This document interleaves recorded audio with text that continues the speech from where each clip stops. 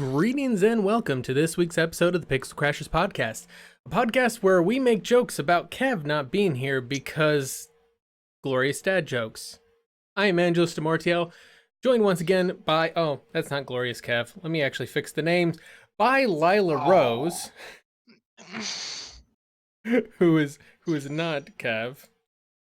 And Xaiphen is also here. I'm still siphoned up, apparently, although Rose is more siphoned up. Yeah. That's the thing, is that I can't be allowing Xaiphen to take all the credit for Xaiphening things up. Anyway, we're having fun today.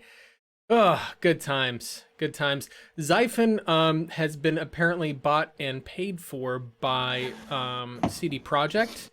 Yes. There's a representative in a suit standing behind him with a gun and a spoon. I'm not sure exactly what the spoon is for, but I'm not sure I want to find out, so we will allow him to keep up the advertisement behind him, because it's dull, you twit. it'll hurt more. Yes, and the majority of everybody did not get that joke. Congratulations. What do you mean we didn't go see a really bad 90s movie with Kevin Costner? That was all of the 90s. That was... How does he still keep getting work? The world will never know. That was one of the best lines from... honest trailers of Waterworld, and... Yeah, that's pretty accurate. What happens Saturday night stays in Saturday night, as Kev says from the chat. So in any case, we do have several stories to go over tonight. Most notably, we're going to be going over some good fun information about something that one of the bosses from Platinum Games said about the upcoming consoles that's kind of interesting to talk about, as well as apparently this is the week or this is the period of executives from companies making really salacious statements, because one of Google's executives also said something very interesting, but this time about ISPs. We're going to talk about more Epic Games shit. Epic fails, you mean? Because at this point we apparently just can't not talk about Epic Games. They just keep doing shit to keep them on this podcast. I think it's part of their strategy as a company. Yeah. In any case, any press is good press. that is a false statement. Anybody who thinks that is absolutely wrong. There's businesses that don't exist anymore due to bad press. Yeah, there's I quite know. a few. So the fact tell that to Epic. Yeah, that's apparently their strategy here, but we'll get to that later. First, let's talk some Platinum Games. So it's a shame that Kev couldn't be here, because I feel like that he would be the one that would declare this to be a false story, and would disagree with it, because of course we know that Kev loves his consoles, everything about them. I'm only talking about him for anybody listening to the podcast audio, because he's sitting in chat and he can hear everything. So I'm kind of taunting him because he can't be on the podcast, unfortunately, video tonight. So in any case, so the story goes that Platinum Games' boss said that PS5 and the next gen Xbox Scarlet is going to be more of the same. And the main thing that he said in his summarized quote that really sums it up is, "I'm sure that things will move faster, graphics will be better, and maybe it will be easier with less wait times. That's good for the consumer." But what he really adds to that, and the major thing on there, is that it doesn't really innovate or add anything new. And that was kind of his major point.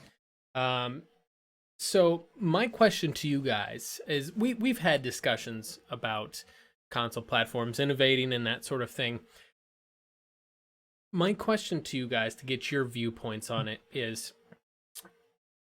from a game developer standpoint of this Platinum Games guy, do you think that there's really any downside for him to have more of the same? Wouldn't that make it easier for him to make games? I would see it as well. There's two angles to look at that. There is the task of work, which yes, it makes that easier. You know, a sense of familiarity. You know, there's a reason why Unreal Engine is so popular. You know, it's familiar, and even when they come out with a new version of it, it's easy for people, new developers to adjust to the new variant of the engine. But as a creator, as an artist, he's not necessarily. I don't know for per se if he's an artist exactly, but trying to be creative, trying to be on top of things, trying to take it a step further. I would hate it. Like, okay, what are you giving me to work with? You're giving me nothing new. It's just a more powerful variant of the same old crap we've been dealing with for the past decade or more. Yeah. His statement on it is that it's nothing super disruptive, or nothing that's disruptive or super innovative, if you ask me. But from a game developer, there is a certain excitement that you get, I guess, from working on new stuff. But I don't know. That Rose, the thing is there's some developers like Konami. Fuck. I tried to say Kojima and Konami at the same fucking time. That did not work out right, and they are no longer the same. At this point in time, the time reference I'm making here, they kind of were. Metal Gear Solid 2, the developers thoroughly jumped on and capitalized on the pressure-sensitive buttons on the PlayStation 2. Mm-hmm. They're like, oh, something new and different, and they jumped on that shit. It was a gimmick that didn't really play out long run, because how much of that action do you see now? No. It's kind of faded out, but it was something new and different, and they jumped the fuck on it. And they actually made a really good implementation. I remember with Metal Gear Solid 2, Metal Gear Solid 2, how well they implemented the pressure-sensitive buttons. That was actually really well done. One that was not quite a great implementation, but it was a use nonetheless, and a lot of people didn't realize it because the OG Xbox had those too. Yeah. Was Morrowind. When you were negotiating price, the harder you press the button, the faster you could adjust the price. Yep.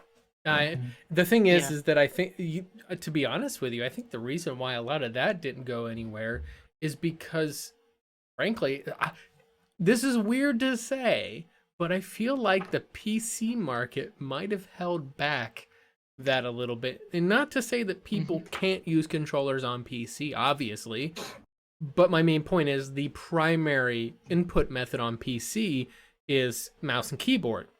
And keyboards, mouse is analog, but the keyboard is not. Exactly. Well, there are keyboards out there that have analog mechanical switches, but those are very rare and usually very expensive. I've seen variations of them for a while. Yeah, this is not new. It may be a new variant on the idea, but the ones that are trying to push that out now, but it is not actually a new idea at all. But yeah, that's a thing. It's like, it's taking it to the right angle, adding the right thing on there. Like something that would be good for a lot of, granted, this is just looking at one aspect of everything, but the controller. Okay, they've got the Elite controller, adds 4 extra buttons to the damn thing, but they only copy over buttons. You can link buttons from other places on the controller to those buttons, or if you're playing on PC, you can copy over keyboard keys, which adds 4 extra buttons. Well, Sony, Microsoft, put this shit system wide. Add the extra buttons. Yeah, it's not a huge change, but it is a change. And that's a change that the developer could easily adapt to when they start running, especially if they're trying to bring a game from PC to console, where you need those extra controls, because when they originally designed it, they were thinking of the full keyboard layout. 4 extra buttons can mean a whole lot of difference. Yeah. Especially with a game like Elite Dangerous, it's so hard to do everything on a freaking joint or on a controller. You guys don't know what it feels like for me. Oh God, it's maybe you should just use a normal keyboard. No, the G13 is glorious. The G13 was made for this shit. The only thing that I could do that would be better is if I had the G13 on my left hand and a fucking flight stick instead of my mouse. If I did that, if I replaced my mouse with a flight stick, oh my God. Literally, I would be mirroring the controls that my character is doing in game. When you look down, you'll notice his left hand is on this little touchpad, and his right hand is on a fucking joystick. I'll share up on my Twitter later tonight, if not during the podcast, and shortly after, my control scheme, my Steam controller control scheme for Star Trek Online.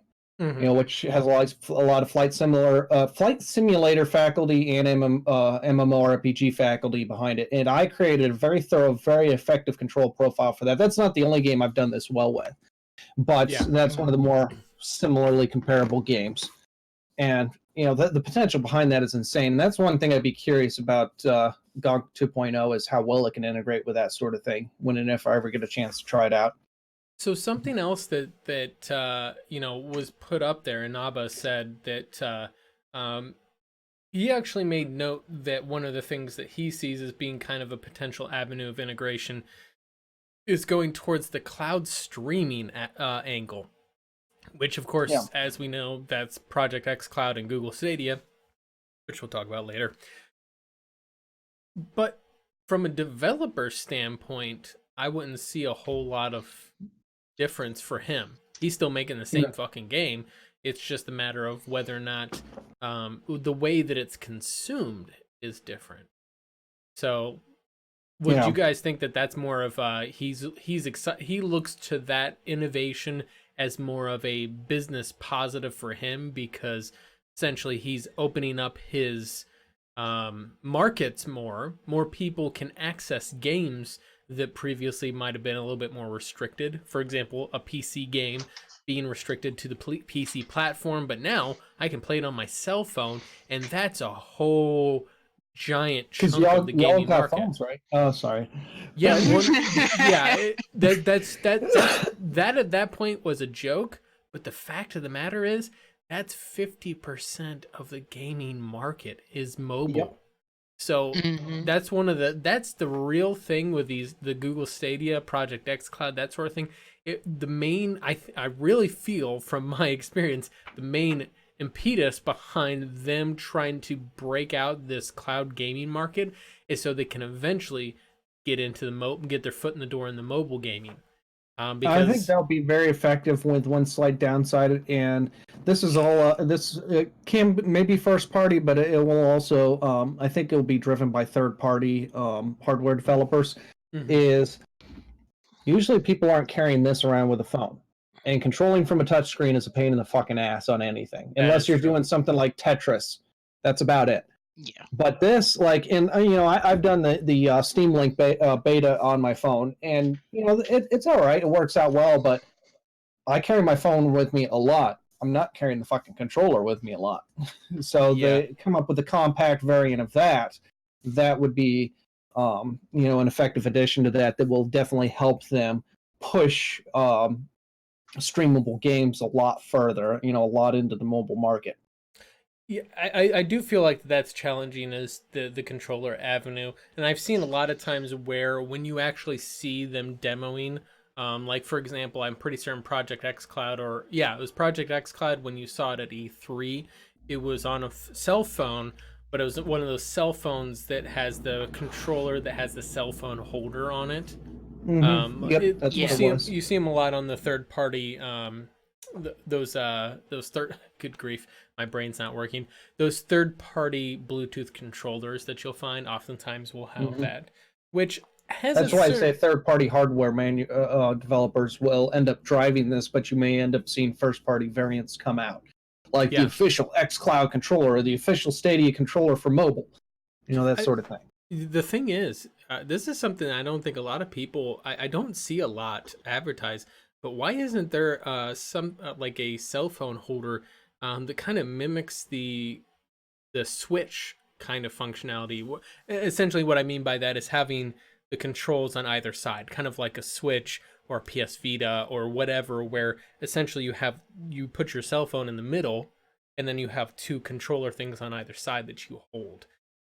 Because to me, we'll probably get there eventually. You probably just gave somebody an idea that they're going to make a lot of money off of, and you won't. And I won't. Hey, I am happy to come to your company and do some consulting on how to expand your hardware portfolio. I've done it for a while now, so you're welcome. But in any case, no, that's the thing to me. That's one of the areas that I feel would be a unique benefit, because to me, carrying around a controller is such fuck off, Kev. Fuck off. Right off. There's a big difference between what I actually do professionally and what she is trying to do. Not even close to the fucking same. And we're not going to even talk about it. I'm not even going to say her name on the audio podcast. It's a person that's trying to blackmail and scam people, as opposed to what I do professionally, which is provide people detailed analysis on how to better their company economically and technologically, not socially. So anyway, moving on from there. The other thing on there, from a perspective of like what a game developer is able to offer consumers, something like, for example, when we go back to Metal Gear Solid 2 with the analog buttons, that wasn't really well advertised, and I feel like that might have been a little bit of a miss from their perspective if they would have, kind of touted, look at all this advanced controls that this game can do.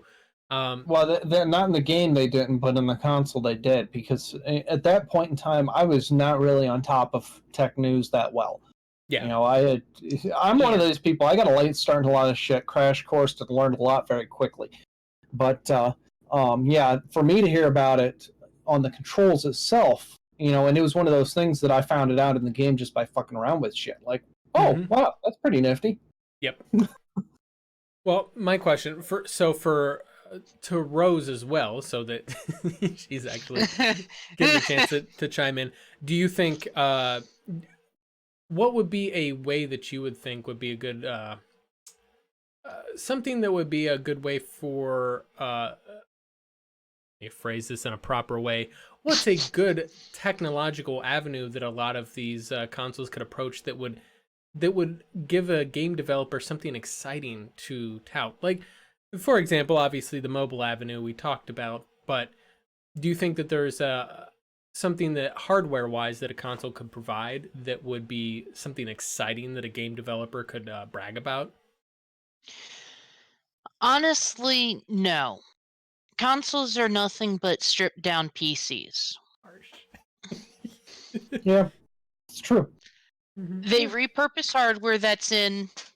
Bring back Kinect. Yes, please bring back Kinect. Now, that was the one thing. The Kinect was awesome for the games that had it and enabled it, where if you lean this way, your character would lean a little bit.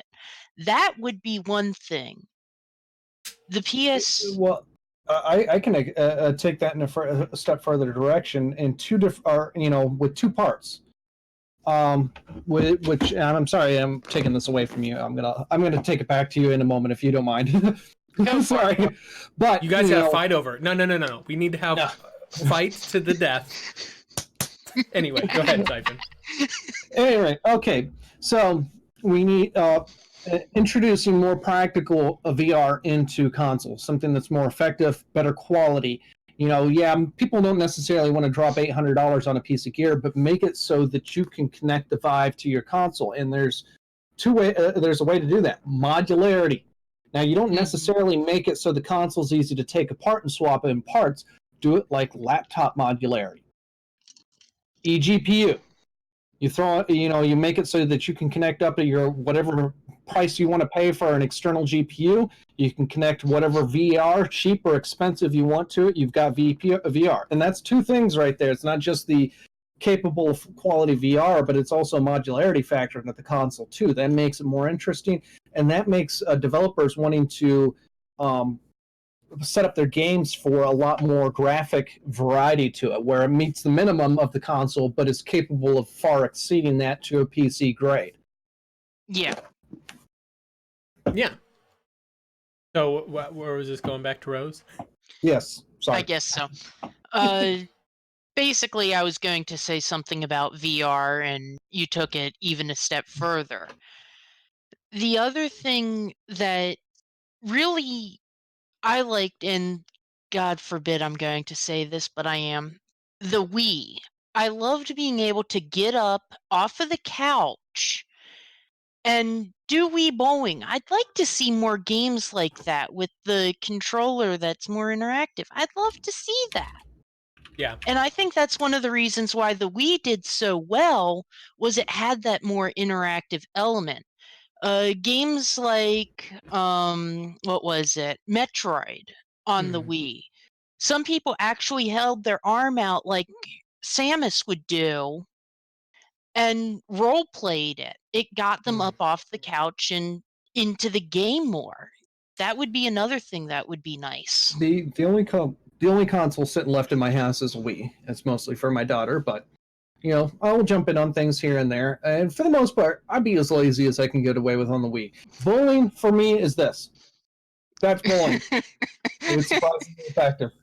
Yeah, But when it comes to shooting aspects in there, as much as I can with something that's not shaped like a pistol, I'm trying to teacup that motherfucker, for proper sighting, and I score pretty damn high in those aspects as a result of that from firsthand experience because I actually get into it more physically.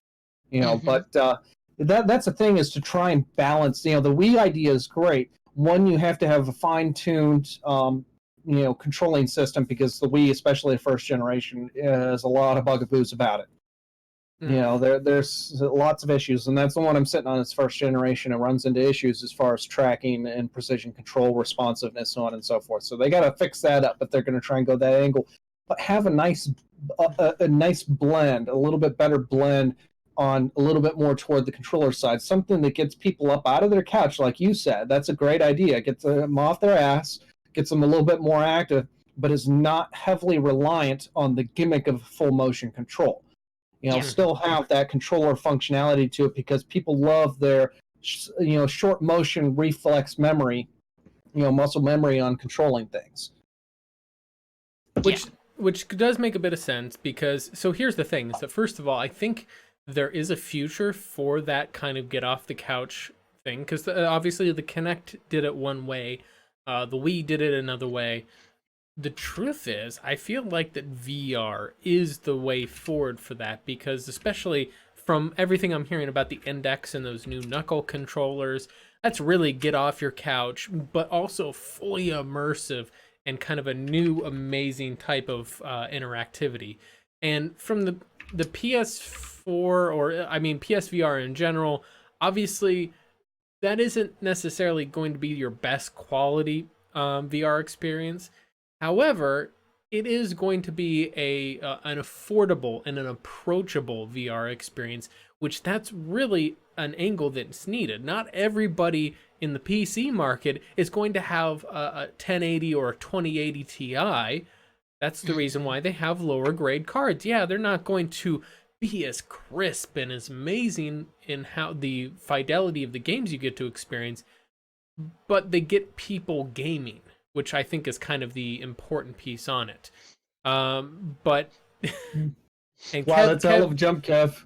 Kev is of course trolling the chat, spewing a lot of the fanboy propaganda that you hear sarcastically, or at least he claims sarcastically. We know that he actually means it sincerely. But in any case,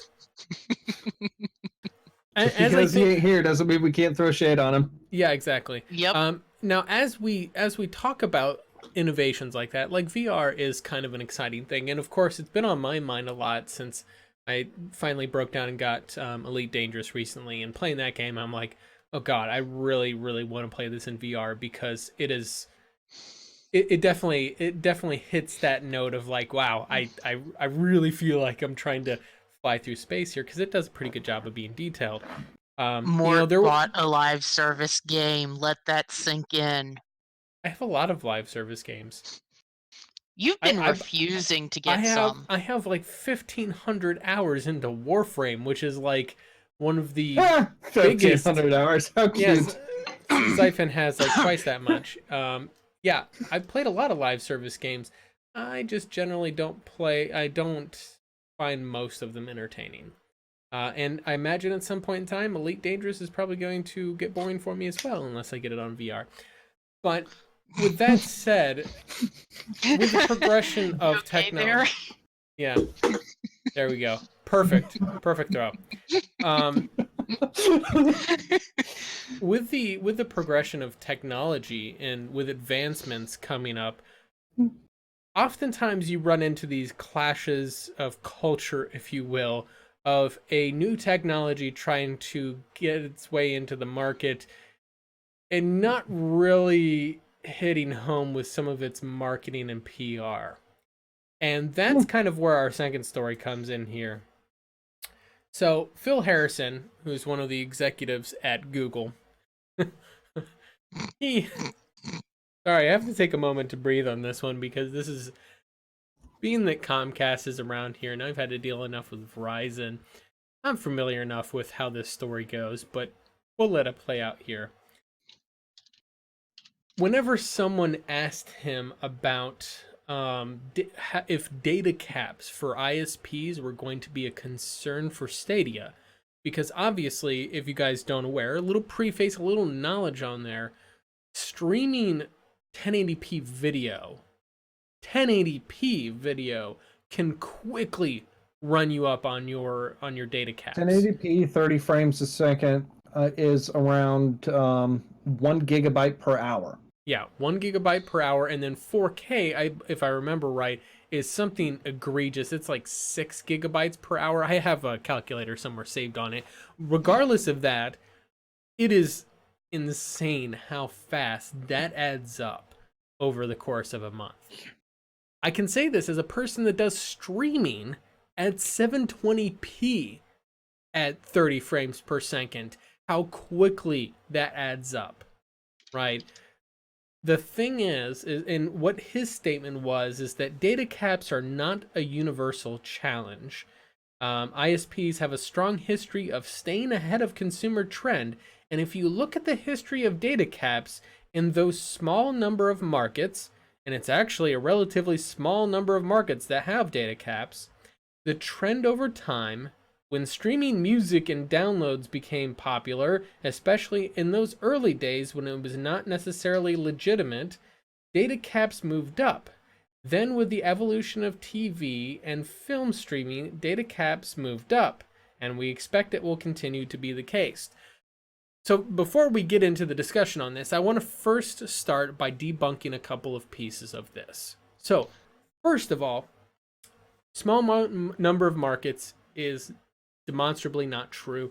Comcast is one of the major home ISPs that are driving the data cap model. A quick interjection. Are they specifically looking at the US, or is this a worldwide estimate?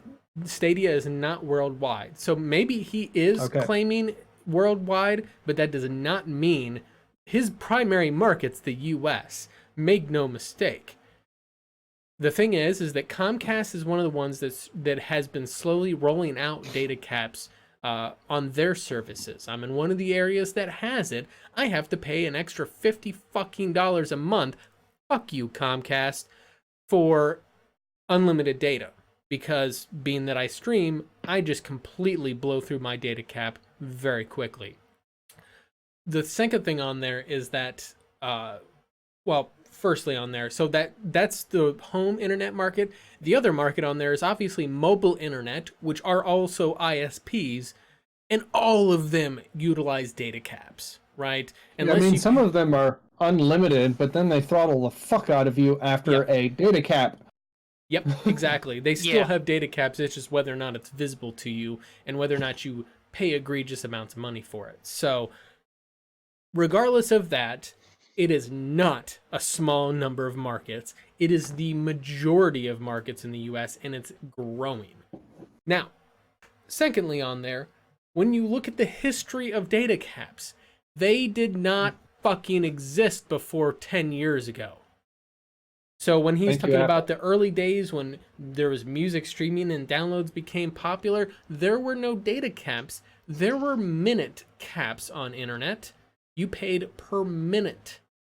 So, and that did not change until broadband rolled out. Always on broadband changed that per minute charge function, where then they just started charging a flat monthly rate. And there were no data caps at all until many, many years later when some genius at a cell phone company decided it would be a good idea. So that is just a demonstrably false statement. So whenever as he adds at the end, then with the evolution of TV and film streaming, data caps moved up. No, that's about whenever data caps actually came into existence, was whenever TV and film streaming came in. Well, they were in existence prior to that. That's when they proliferated. But, you know, because it was pretty much started with AT&T on trying to find a method to make more money along with, you know, restricting the mass amount of iPhone users they had because they paid for exclusivity. Yeah, exactly. Into iPhone, and that's what laid the fucking data caps was, you know, the exclusivity. You know, this is what exclusivity does for your shit. Yeah. But then other, you know, the other companies saw how much money they were making on that and then started running into issues with the video streaming and like, oh, moneymaker, video streaming issue solved. Mm-hmm. There it is. It was a 2-for-1 on the business side of it. Yeah, I also like to note another part on there. He said, ISPs are smart and they understand that they're in the business of keeping customers happy and keeping customers with them for a long time.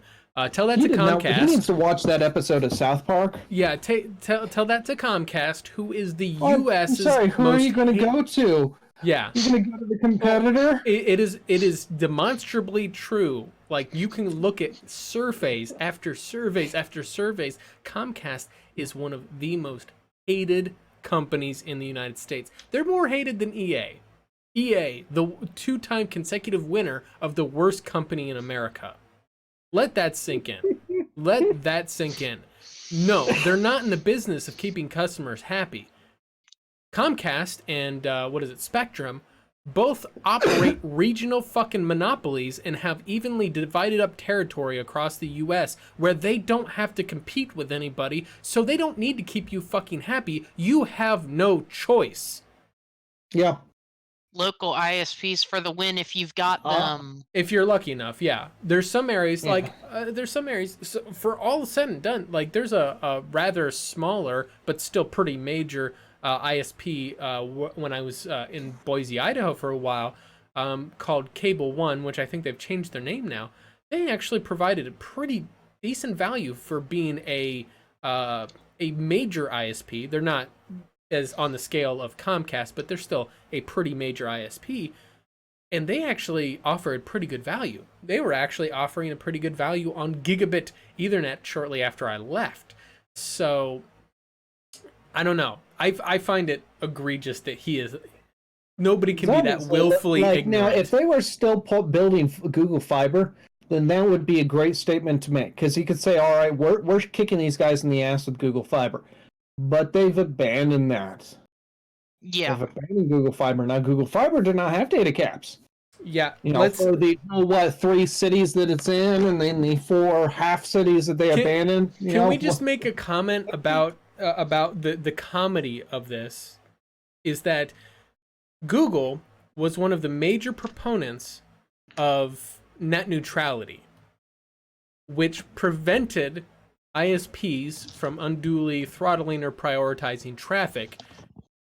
They argued that it was absolutely necessary because ISPs would 100% do that if there wasn't strong restrictions in place to prevent it. Yet they're here now out of the other side of their mouth saying, no, ISPs will do the right thing, we think. No, you know they won't. You're arguing that they wouldn't. Now, we had argued on what could kill Stadia because Google does love to abandon projects. Yeah. And, you know, infrastructure was not a problem. They've got that. You know, so does Microsoft. Mm-hmm. They have infrastructure for theirs. Data caps.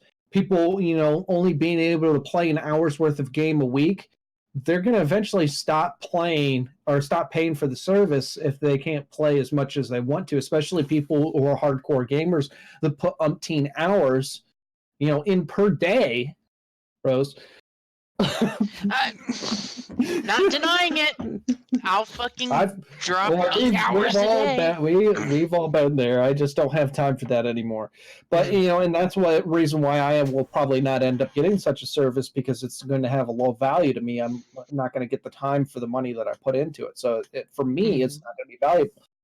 Take me 10 years ago, I would be seriously considering that to be a yes instead. Yeah.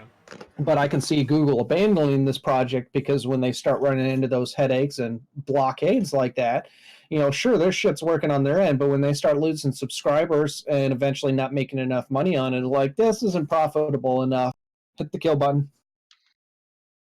Now, Rose, Yep. what are your thoughts on it? I'm worried about, let's say, long shot, it succeeds. I don't want 1,000,000,001 different streaming services like we're about to get with TV and movies.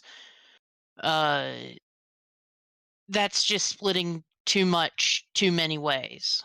Did you guys hear that Epic Games has just announced they're going to have a streaming game service? Can you guess where this is going to go? You know what I have to say about Epic Games streaming service? It's the same as beaches in England. Who gives a fuck? Yeah, who the fuck wants to see them? Anyway, continue, Rose. Sorry, just had to throw that in there. So just putting that out there, by some chance it succeeds. The other thing is what is this CEO or whatever the fuck he is high on? Pass me some of that stuff, please. It's there's a like the confusing part to me is this is a Google executive of all things. Google, who has been a notorious opponent of ISPs and has regularly been critical of ISPs not innovating in their markets because of their monopolies.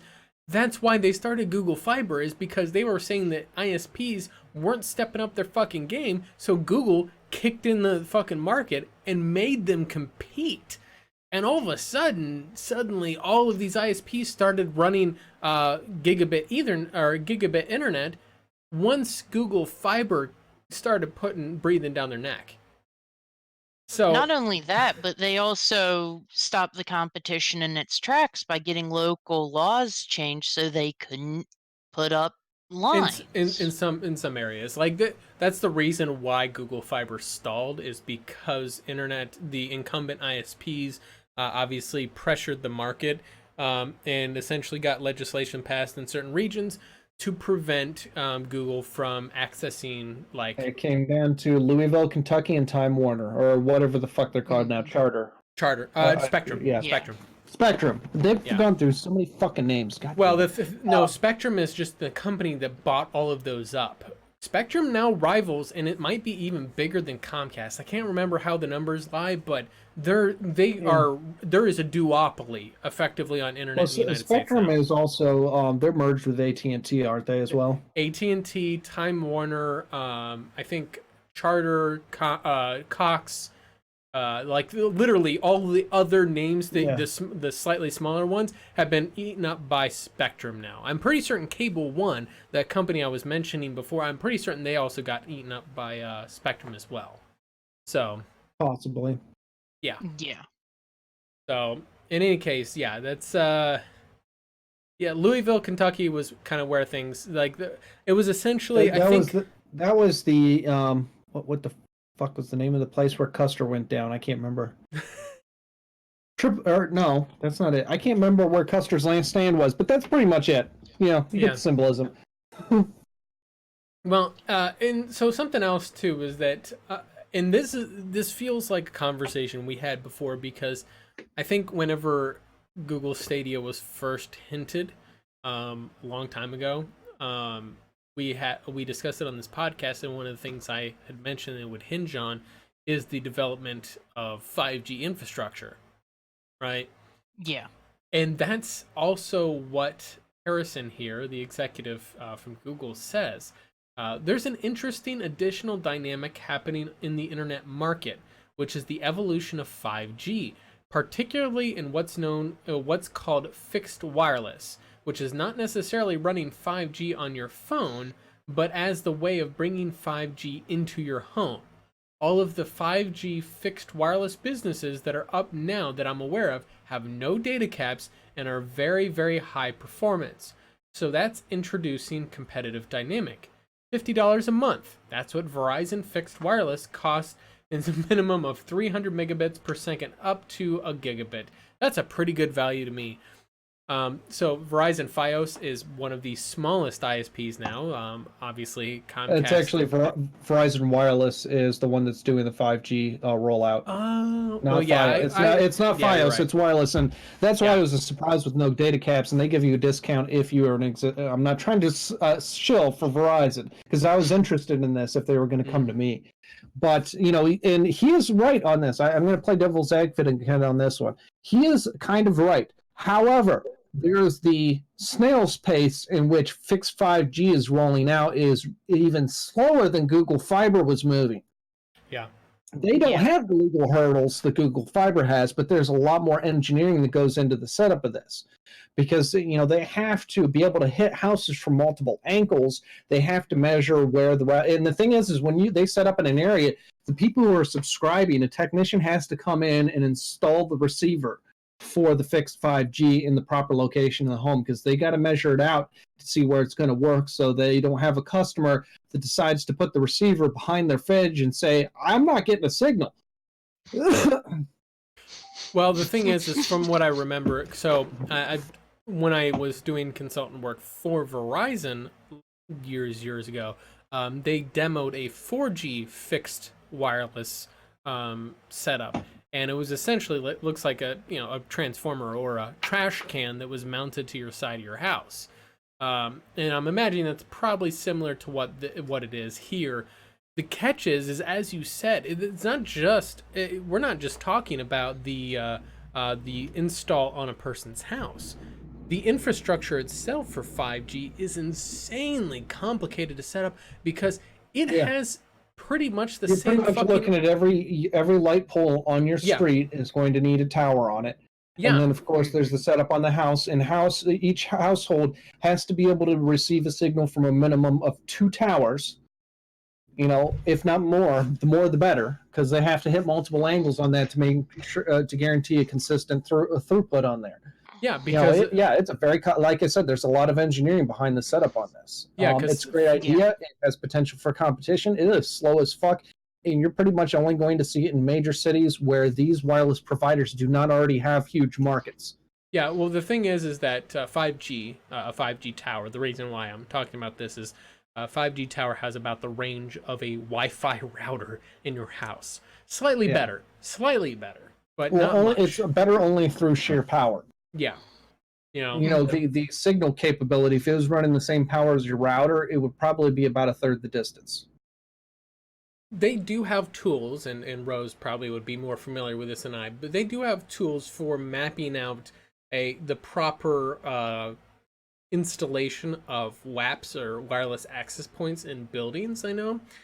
In particular, one I'm familiar with is a product called Arrowhive, which is a cloud-based wireless network setup.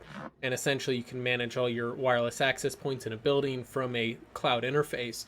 And one of the tools they have is a what's known as an RSSI measurement tool. And what that means is a received signal strength indicator. And more or less it's measured in negative decibel meters, and it sees how strong the signal is coming off your wireless access points and says, oh, you've got holes in this area, or you've got holes in this area, and there's a slight deficiency in dealing with millimeter wave, because millimeter wave is impeded. The frequency that it hits, I can't remember the specific frequency off the top of my head. It is the same as that of atmospheric moisture. So a fucking rainstorm, fog, too high of humidity can interfere with these fucking signals. Yes. Brilliant. And this goes both ways, because, like the National Weather Service and various other meteorologists have issue with the development of 5G, because that's going to start interfering with prediction. I've mentioned this before. It's looking at setting us back almost 40 years if this gets very prolific on its rollout.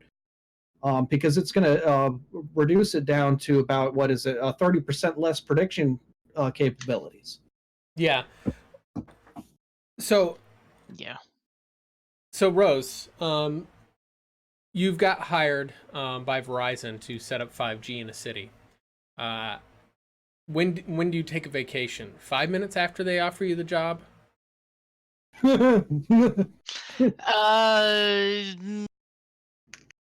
After the phone call, yeah.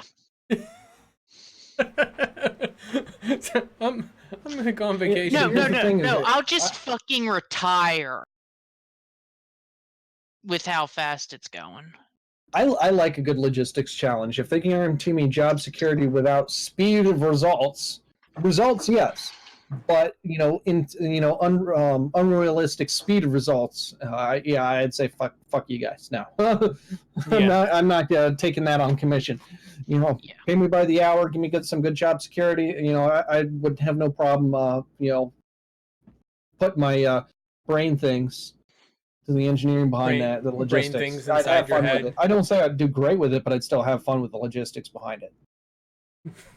Yes, brain things. Yeah. So keep it profound they are. Yes. Good times. So the thing is to me, this strikes me as Google is already preemptively doing damage control.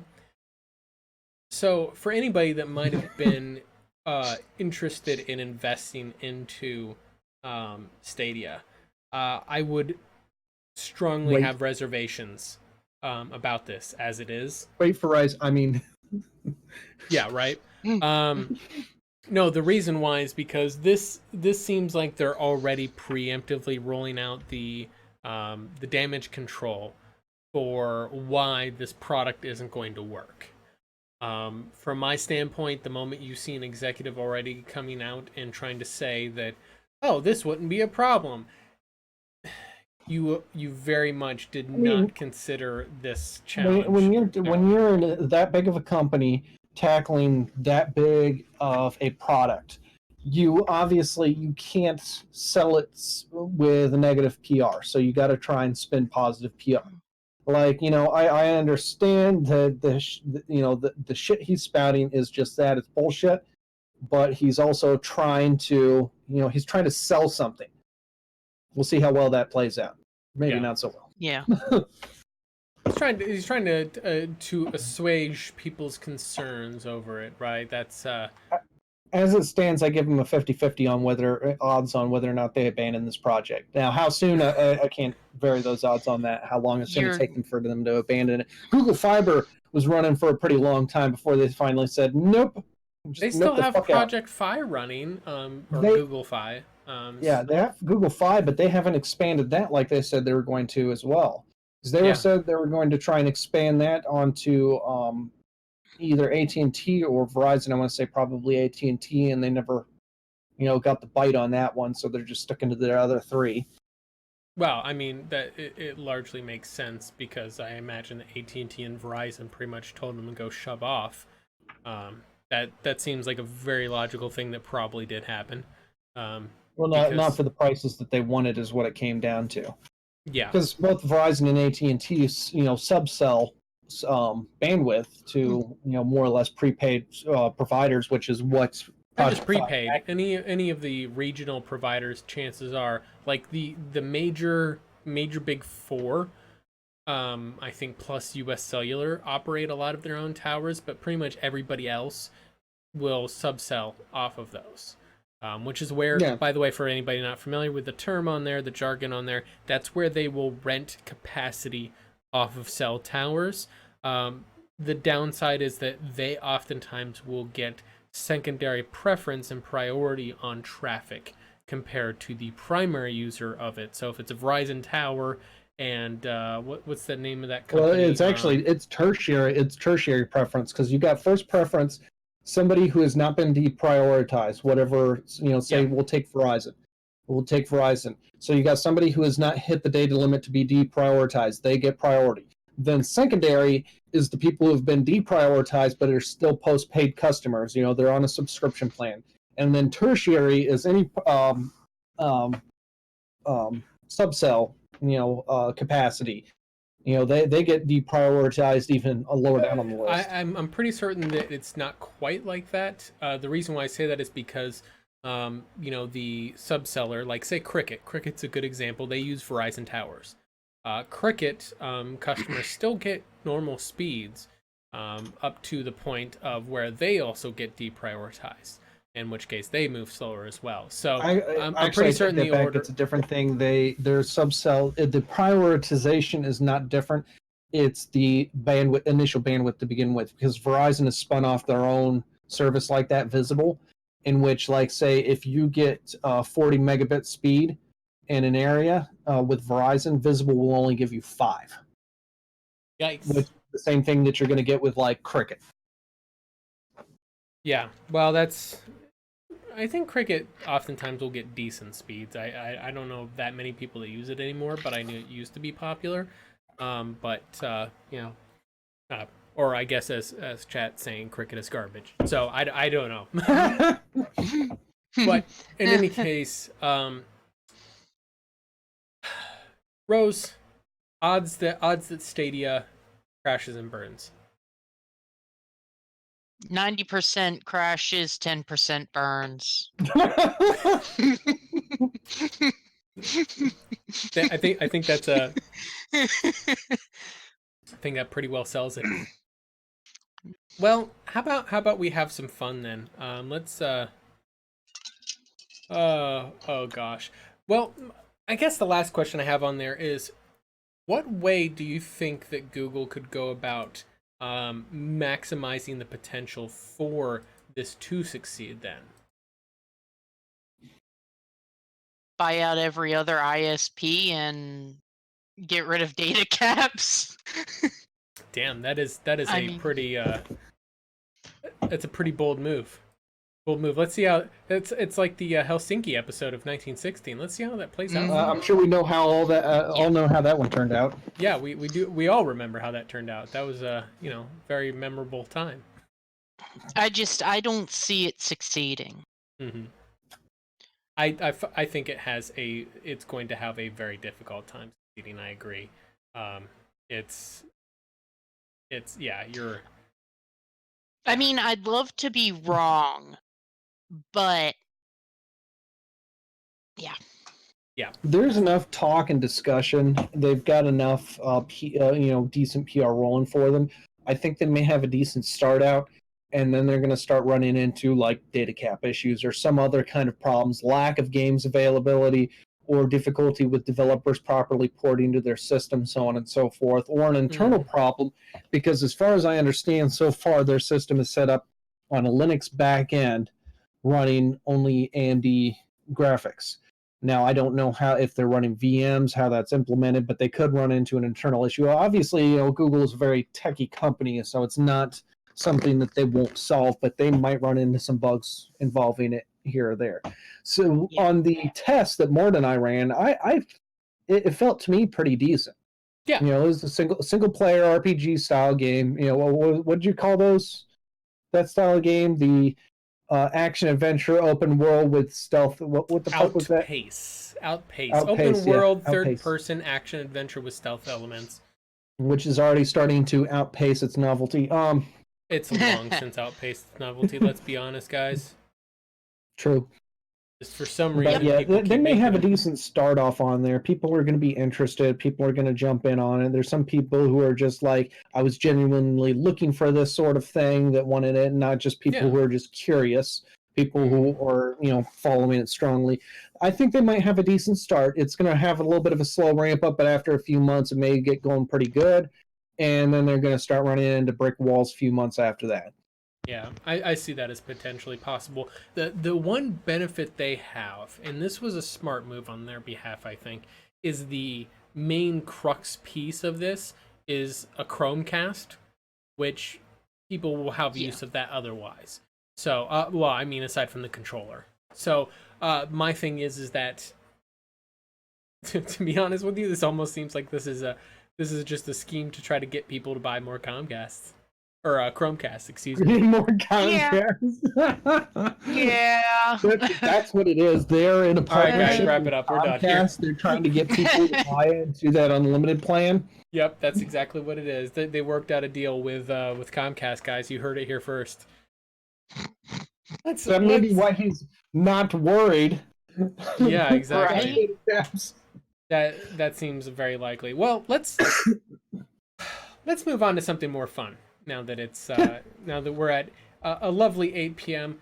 Hold on. Let me get my little graphic up here. Let's bring it to our favorite segment of the podcast, guys, the epic fail segment, which apparently we keep having because this keeps coming up. I don't really have any words for why can't we just stop talking about epic? With that said, because they keep giving us stuff to talk about. Yeah. So with that being said, according to Epic CEO Tim Sweeney, it's Valve's policies that prevented games from issuing Steam keys when they're launching on other platforms. Now, for those unaware, there is a system called Steam keys, which what Steam keys are is a key that a publisher can sell of a game and activate it on Steam, but it's not sold through the Steam store and Steam does not get a cut of it. So for example, if you buy a game on Green Man Gaming and it gives you a Steam key and you activate that game on Steam and bam, you've got it in Steam, the distributor that takes a cut is Green Man Gaming. Valve does not get a cut off of that. Now, what that means is that there's a policy in place that Valve has stated that in order for a publisher to sell those Steam keys, in order to activate a game not sold on Steam, the stipulation is that game also does have to be at least available for sale from Steam. It can be elsewhere. For example, when I bought my copy of Witcher 3, I bought it on GOG, and GOG actually gave me a Steam key for it. Don't know why. I could activate it on either on GOG or on Steam. My choice. So, with that said, there is and they also have a process of doing the opposite, but whatever, not going there. The point is that you can sell your game on other platforms as well as Steam, and then also have Steam keys that allow you to sell things around the Steam store. So it's the language here will get tricky, and that's why I wanted to explain that. I can clarify that with a store analogy very easily. Mm-hmm. What Epic wants, say Steam is a physical store, Epic wants to store their shit in Steam's warehouse, but not allow Steam to put their shit in the storefront side of it. Yeah. That's exactly what it is. They want Steam to take all responsibility and storage and handling of that shit, but not actually be able to sell it. It's kind of like a good example, I would say, on there. It's kind of like... And also use Steam's like trucking services to transport the goods and services to and from their store without actually being able to sell it. Yeah, so essentially a good example of that would be, say that you had Amazon, right? Amazon's Amazon. Amazon will be Valve in this example, right? So Amazon's marketplace will be Steam. What Epic essentially is trying to say with that is that Epic is Kmart. And yes, I realize Kmart's garbage, much like Epic. That's the reason why I compared them. So it's like Epic being Kmart in here, coming and complaining online that Kmart is unable to store their goods in Amazon's warehouses, use Amazon's shipping services and logistics without Amazon getting any cut of anything at any point in time, all the revenue just coming to Kmart. That's essentially what Epic is wanting on here. They are more or less saying that the reason why Shenmue like the outrage of Shenmue on there is because how dare Valve make it so that a game sold on Steam has to be, or Steam keys activated on Steam has to be also sold on the Steam store as well as wherever else that publisher wants to put the game. How dare they? They should just allow us to activate Steam keys on Steam without being sold on the store, They that should way allow us to use their rented cloud storage for free that they Yeah. pay for, but we shouldn't have to. Yeah, and so essentially, this is an opportunity to not have to, but they also have to have the opportunity to pay for it. well. The fun part of this is that essentially there's a slight undercurrent here. Everybody has noted very clearly that the Epic Store is pretty well garbage. It's missing a lot of really key features. Well, it would be nice on there, and then essentially he has a really bad store on his that's missing a lot of key features. Wouldn't it be nice if he could just keep selling these games, make all the revenue from it, but have it activated on Steam so that Steam has to front all of the infrastructure and costs, but he gets all of the revenue? Come on. Come on. And that's why this is tonight's epic fail segment of the show, folks.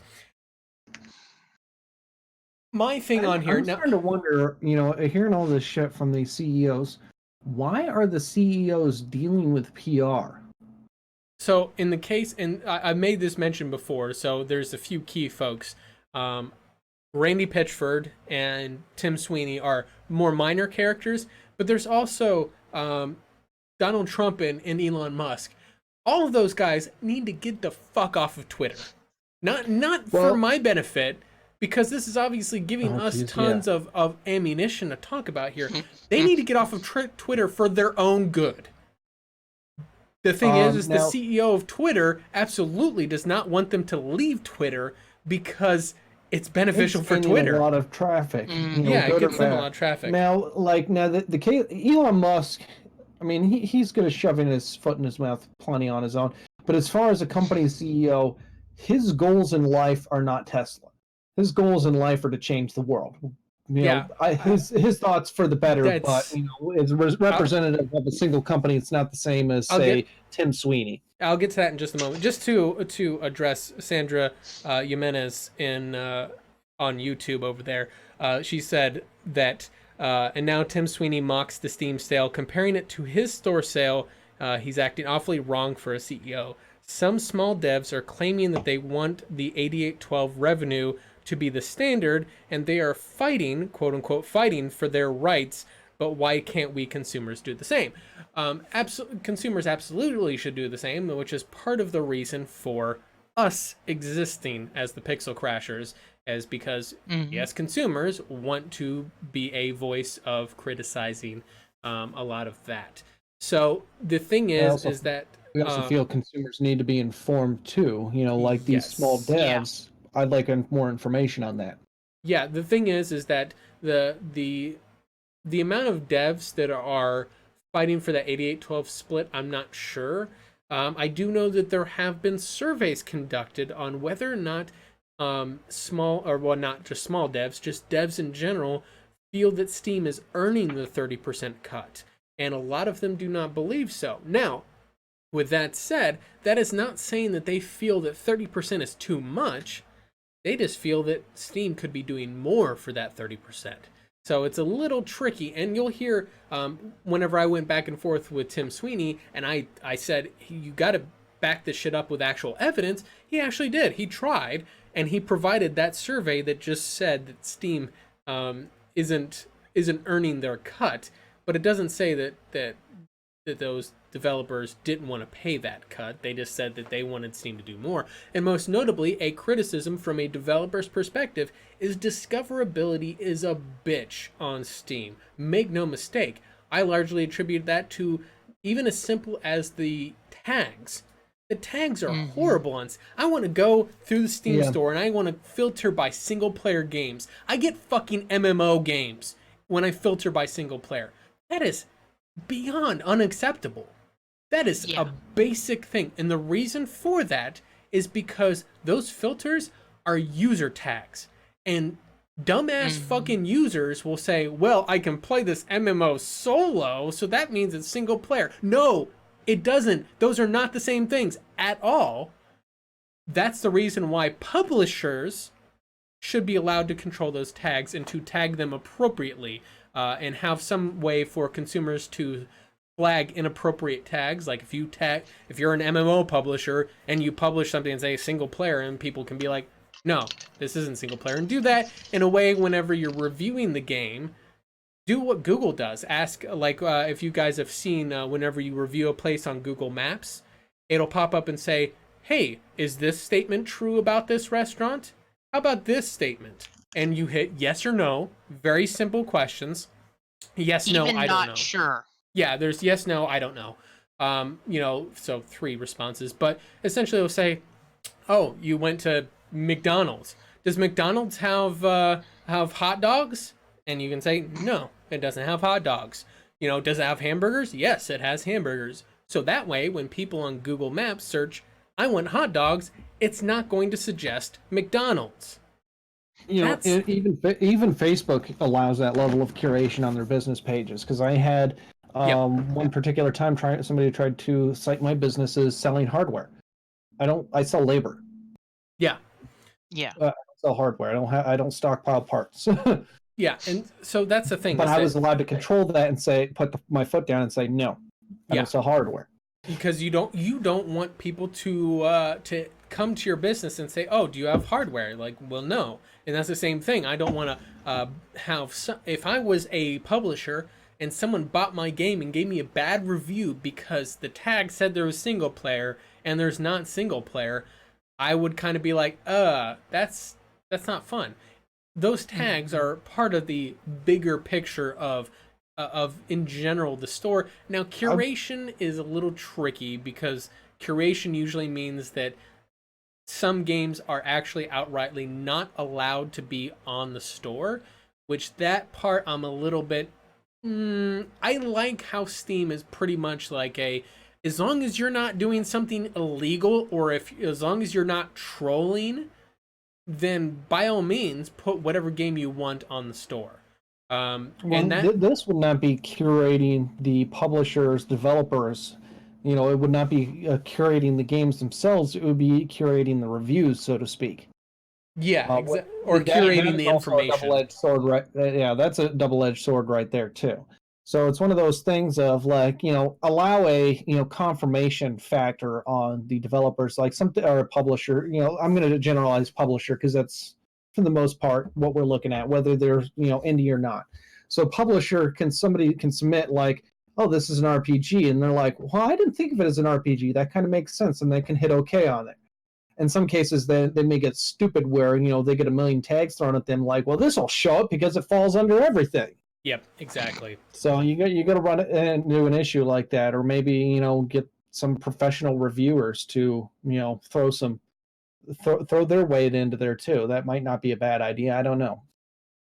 See, but that's where we've talked about this before, having reviews for the devs or the publishers would, like, if they were to do a mass tag and tag it with everything under the sun, you could go and write a review about the publisher or distributor, or not distributor, dev, and make it known. That would be more accurate. That review would have more accuracy because you're reviewing what they put up on the page, not trying to review what other gamers put on the page. Exactly. Yeah. And in general, we've also talked in the past about being able to review the publisher or the developer independently of the game would also be another handy factor, because you'll hear a lot of publishers and some developers currently criticize the I think one of the terms was the troll review system on Steam. Like a lot of them don't like reviews, because oftentimes reviews aren't getting used in a very efficient manner because, well, consumers don't have a good way to communicate in a cohesive manner, in an actionable way that gets heard by developers and publishers. Well, then they're going to review bomb because that's the only thing they know of that gets attention and gets coverage and then gets listened to. So Yeah. having like, well, those companies are not going to make themselves any more available. I have no doubt, because they would prefer you not to be able to review them, to not be able to communicate them in any way. They put out the product, they tell you that you should fucking buy it, and then you just shut your fucking mouth and you buy it and you enjoy it and you don't complain. That's ultimately Every Call of Duty. Yeah, that's also EA Sports in general. If they could set up a marketing system like they live, they would. Yeah, obey. You know, that's and the thing is that now I'm being a bit hyperbolic on there. That's not, and generalizing quite a bit, because that's not all developers. That's not all publishers. There's quite a few of them. Like, I cite Digital Extremes very frequently. They actively make an effort to go out, get feedback, listen to their players. They are very open about their development process. You know, they're different on there, and I'm not sure. I haven't polled directly to see which developers, which publishers are less likely to listen to people or more likely. I know there's examples of both actively not listening and actively listening.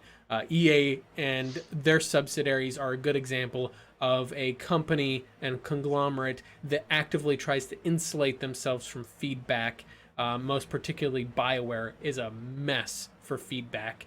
That's one of the reasons why they shut down their forums, is because they could better insulate themselves from feedback and not have to listen to it, or listen to selectively what they wanted to hear.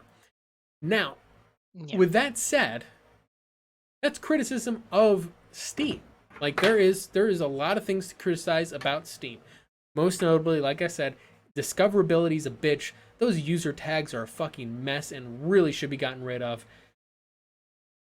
With that said, I would prefer to have that mess over the Epic Game Store, because at least I have reviews. At least I have tertiary features like cloud saves. I have a shopping cart. I can buy more than one game at a time and not have to worry about my account being suspended for suspicious activity. These are really basic things. This is not a high bar to clear here. I think an interesting thing that would help out Steam without shooting themselves if they do it this way. I'm not trying to like side with Steam if it sounds like that, but I'm also trying to look at things from a business standpoint. Is for Steam to disclose, you know, they're private, they're under no obligation to disclose any of this, but disclose what percentage of their spending. You know, I'm wording this very carefully, because from a business standpoint, this would be the right way to do it. From a consumer standpoint, we're still missing about a bit, but you know, this would help inform people.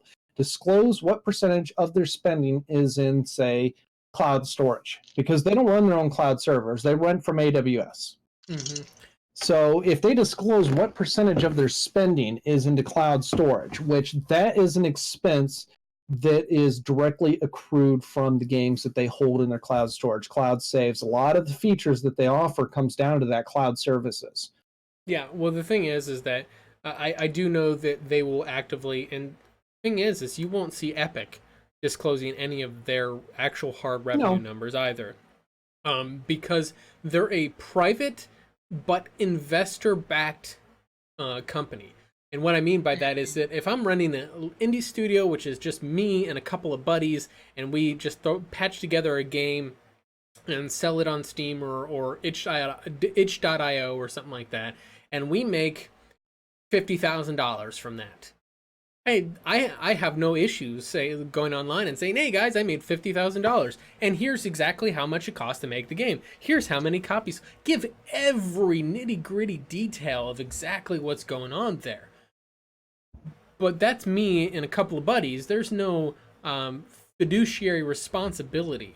Whereas Epic Games and Valve, they have investors to which they have a fiduciary responsibility to keep financial matters private to the investors only, because there's a lot of concerns that if they disclosed specific financial figures, there's a risk that it may reduce the investment value of the property that's being invested into. So if I'm an investor and I invest into That's right. Valve and they start talking about their financial figures, that could make my investment worth less on a financial investment portfolio. And that's what I was thinking of, which of course that would still affect it, but to try and keep it is, putting out some information for the general populace while trying to keep it as more vague as possible. It's not saying, hey, we spend X amount of dollars, we have this X amount of profit or whatever going back into this or anything else like that. It was just a percentage of expenditures that is to this one feature.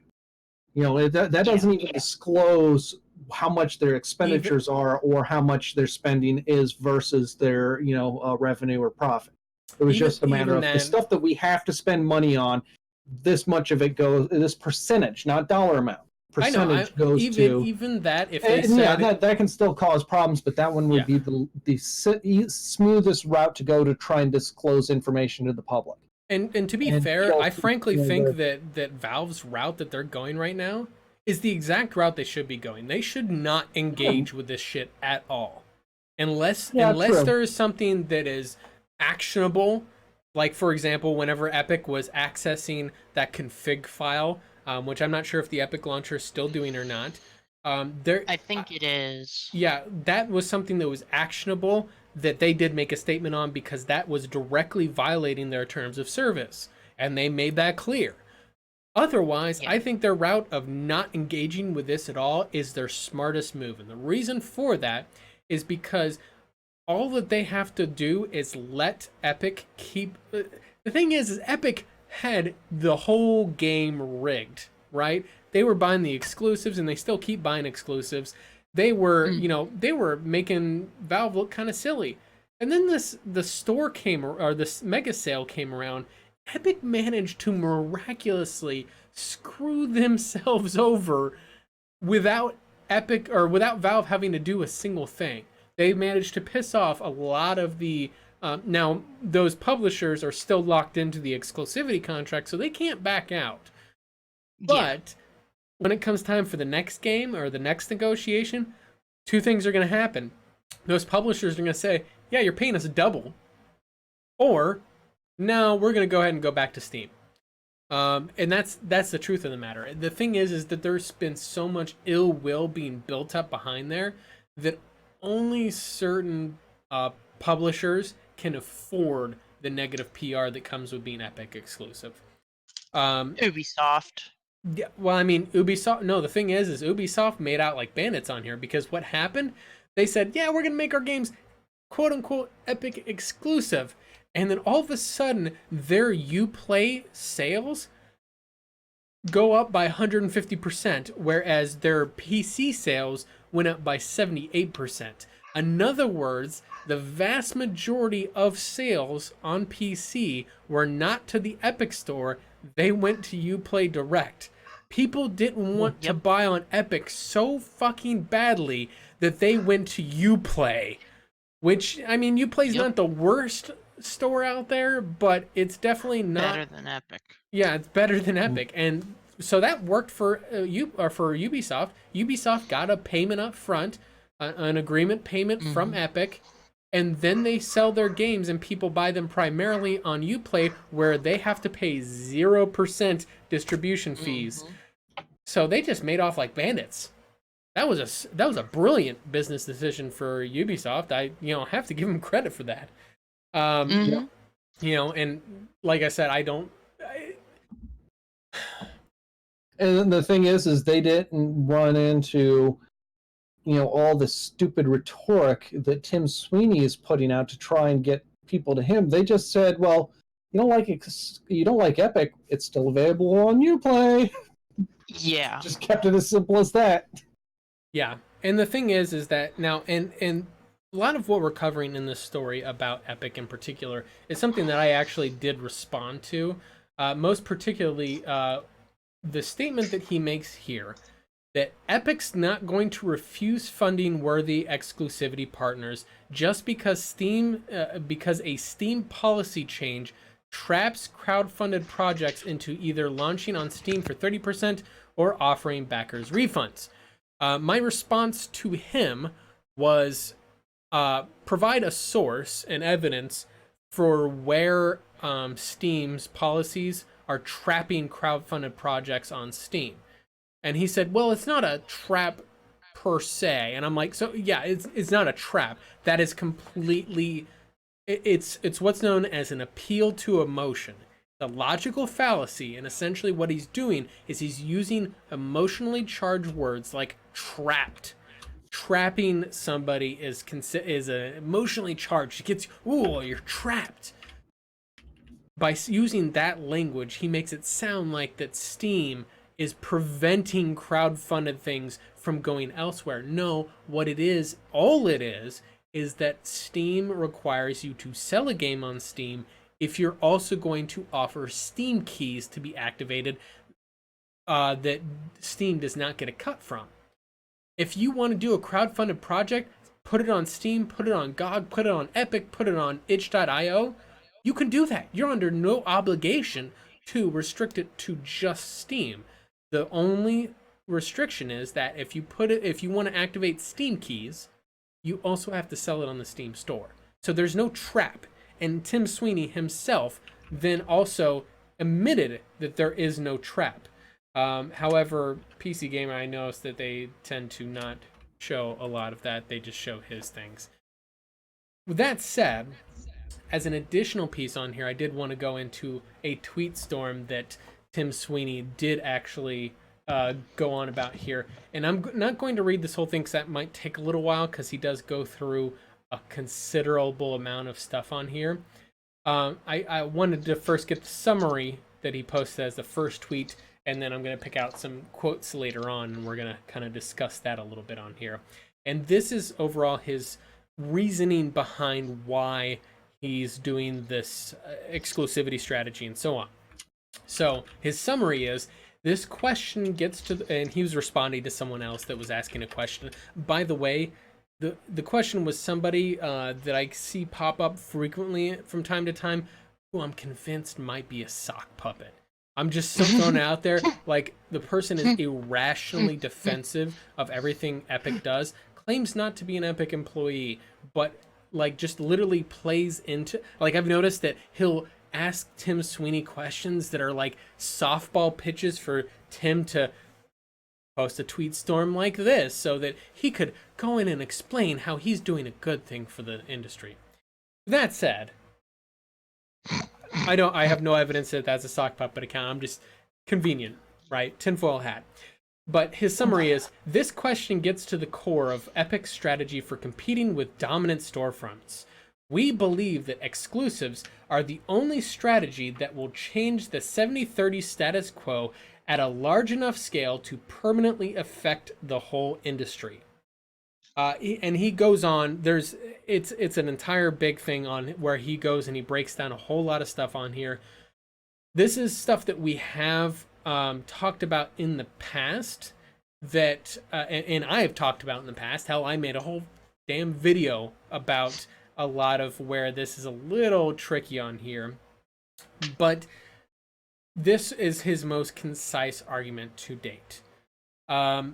So my question to you guys is that, what do you think the odds are that people will actually start kind of, like, there are some people that do buy into this that don't research it otherwise, but for the detractors, the people that by default don't believe the things that Tim Sweeney are saying, do you think that these explanations like this, these expositions that he goes on, are actually going to have a positive impact for consumers as a whole? Like, are people going to buy into it anymore?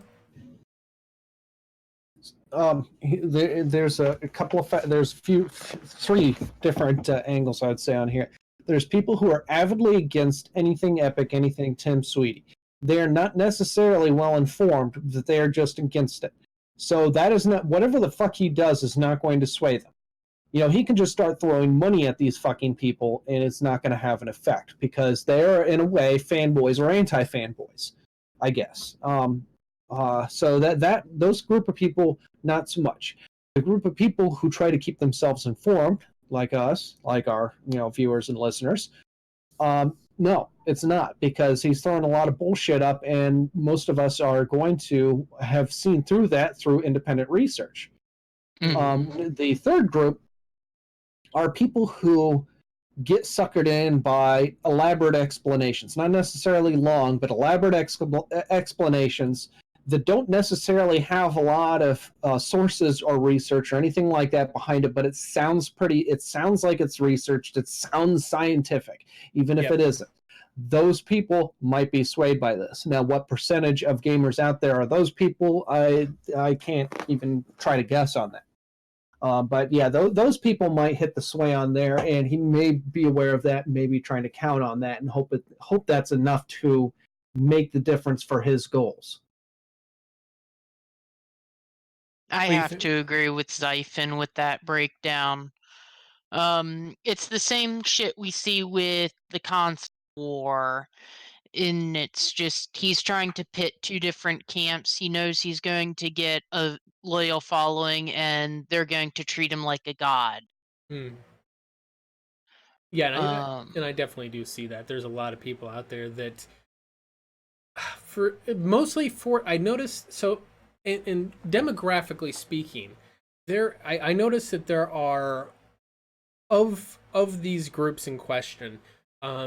I think a lot of the people that this type of these tweet storms are really aimed at is actually the Fortnite user base. And what I mean by that is that there are a large portion of PC gamers on the PC that don't have Steam, don't have GOG, don't have anything else, because they only play Fortnite. They got into PC gaming because of Fortnite. And this is their source of information. They don't have an alternative source for the news or for information on this. They just see people getting angry at Tim Sweeney. They don't understand why, because they have no context to put this in. And they see Tim Sweeney coming out with what sounds like it might be a somewhat logical explanation.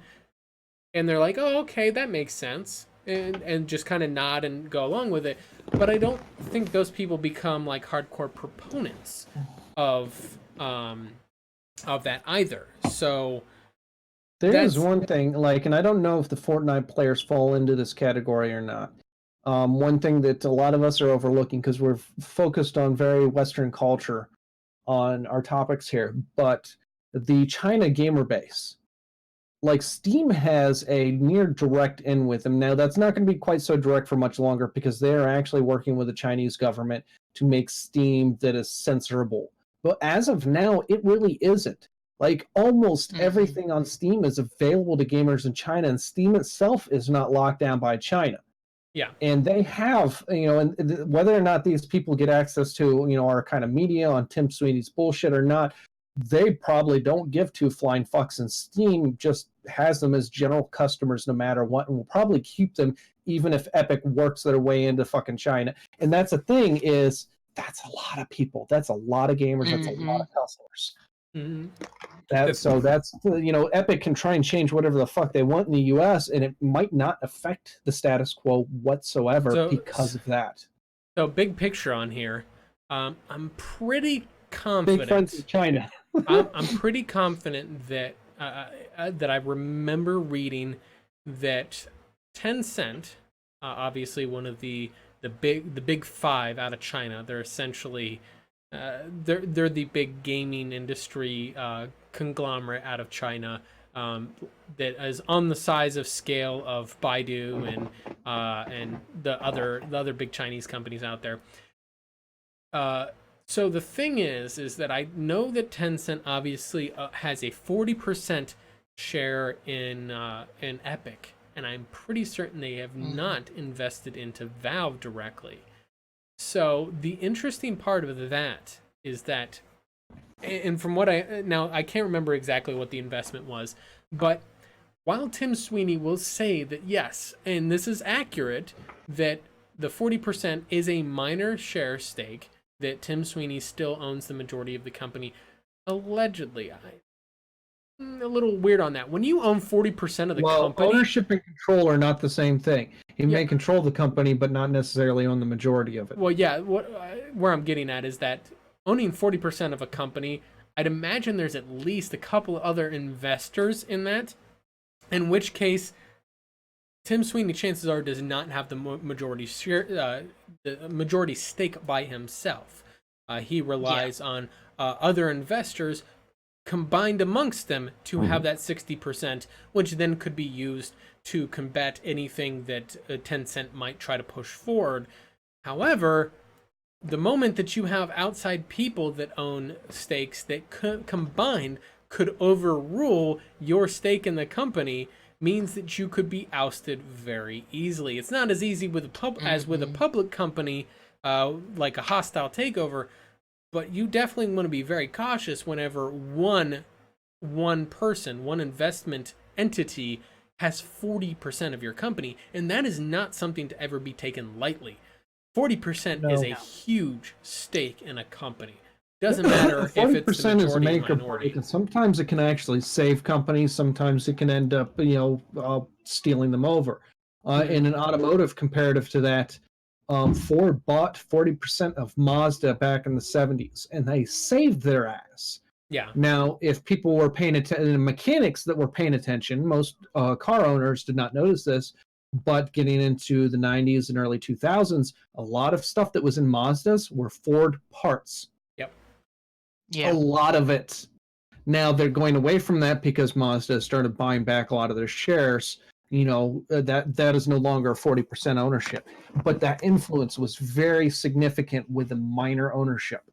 Yeah. Well, and the thing is that so where I was going with that is that China wanting to have their own like storefront to rival Steam, especially if they're not able to get their foot in the door in Steam. If they own a stock in Steam, I wouldn't be surprised, or Valve, excuse me. If they have own a stock in Valve, it wouldn't surprise me, and that would make this tinfoil hat conspiracy theory I have completely moot and blow it out of the water, and I have no basis for it. However, if they are not able to get an investment, like if they were rejected from investing in Valve, most particularly, and then they are investing into Epic, and Epic is making such a strong push to take over a very, like trying to aggressively take over the gaming market, that to me strikes me as China trying to make its own kind of power play subtly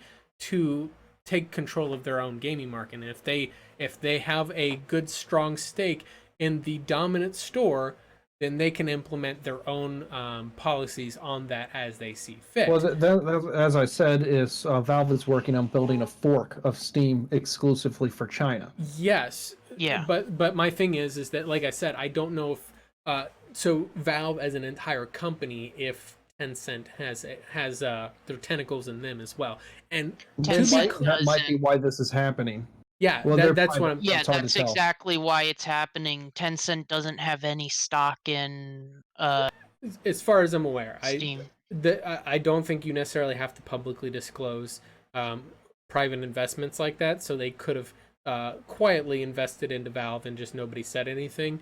Tim Sweeney was upfront that Tencent invested in him. Same with Digital Extremes. Like Tencent has their tentacles in a lot, and most people would say, "Well, big freaking deal. It's just a corporation investing in the games. Whatever. Maybe they just really like video games." A foothold is still a foothold. Well, let's be clear on here. The way that Chinese companies work is that they are partially owned by the Chinese government. Not a joke. That is the facts. Yep. Every one of those Chinese company, be it Tencent, Baidu, what's the one that does WeChat that I can't remember offhand, or maybe that is Tencent. I don't know. Any case, any one of those big Chinese, Baidu is the Google of China. I know that much. I thought they were the ones that owned WeChat, though. No, I think it might be Tencent. I don't know. Whatever the case is. There's a big five, and I can't remember that whole list of them right now. Whatever the case may be, the Chinese government has, or I should specifically say, there are members of the ruling Communist Party of China, which is just more or less saying that you have government officials that sit on the board of directors for all of those companies. And in China, yes, it's still a business and there's still a vote to be cast on what decisions happen. But you're not going to tell me that if the government official sitting on the board of directors of your company lays down a hard line in the sand and says, this company must absolutely take this action, that all of those other investors sitting on the board of directors are not going to just toe the line. They will absolutely say, oh yeah, you know what? I like it. I like what he's saying. You know, I don't want to get locked in jail. Because don't be fooled. China is under an oligarchic dictatorship right now. And that's, I don't want to get into politics too much. It is an oligarchic dictatorship. And the fact that all the companies have to have a member of the government's ruling party on their board of directors should tell you everything you need to know about what kind of strings can get pulled whenever Tencent owns like a 40% share in your company. That's not a place I'd want to go. And Tim Sweeney will say they've been a great backer, and any accusations of Chinese spyware is just defamatory. Well, yeah, the Epic launcher is not Chinese spyware. That is false. That is definitely not true at all. There was actual explanations for everything that it was doing. It was doing things a very sloppy way, and definitely a way that any engineer would tell you is definitely bad juju and should not have ever been done. Not Chinese spyware, though. But, and I'm kind of ranting on this here because I feel like that a lot of people don't quite understand how poorly this could go if Epic ends up as the majority, the powerhouse in the industry, forces Steam out, and they take over the market, and all of a sudden you now have a 40% Chinese-owned company that controls the majority of the gaming market around the world. Well, what if there's a and this video is about to get banned in China, but what if there's a Winnie the Pooh video game, and Chinese people will know exactly what the hell I'm talking about when I say Winnie the Pooh game. You have a Winnie the Pooh game, instantly gets banned in China. Well, if it's banned in China, they could just be like, you should ban this game everywhere, Epic. Hey, Tim, we feel this game should not be on your store. And guess what? That Winnie the Pooh game is now no longer on the store. That is called government censorship. And that is shit you should be very fucking scared of. That's dystopian, cyberpunk fucking scary ass level shit that is literally just out of the reach of China's government right now. And I mean, US could probably start doing that as well. Let's not pick favorites on here. It gives me the most surprise, taking a step back to what I was referencing earlier, is Steam is almost the only way through the Great Firewall of China. It evades a lot of censorship currently. And that's part of the reason why, like, Steam, Valve trying to avoid getting completely shut out of China is working on a fork of Steam to make sure that they still have access to China, because they're given a very long leash right now. They're not trying to abuse it, but again, much like Amazon or other places like that, or eBay, they are a distributor, not a curator. Yeah. And, they need to. They're trying to set up a way that they don't have to curate, but it can be curated into China only. Well, if you look at their foothold in there. To give you a tangible example, if I remember this correctly, and anybody feel free to correct me if I'm wrong on there, Fortnite, or not Fortnite, was it PUBG? I think it was PUBG. The PUBG mobile game that was released in China, they actually had to pull it down from sale in China and then change it around to where essentially, first of all, it was they had wanted to make it quote unquote less violent, but then they also added in some kind of Chinese government propagandist stuff in there, like for yay, the Chinese military is great and fantastic, which I agree does sound a lot like stuff that America says. I'm not going to try to again play favorites on here, but it's very China nationalist in a lot of its messages now. and it's Yeah. quote unquote less violent. They were forced to do that by the Chinese government in order to sell the game on mobile there. So What like WoW is available in China. You should look at the differences on WoW versus the Chinese version versus the rest of the world. yeah, well, there's a game that Yeah. got banned in China because there was a Winnie the Pooh reference in there. Which- Kingdom Hearts. yeah, good times. So in any case, coming back to this tweet storm on here, one of the key pieces on here that you'll continually see him really, you'll really see him hammer home. He hammers home this idea, and I've seen this a lot. The Valve's 30% fee on there is more profit than developers make on a game.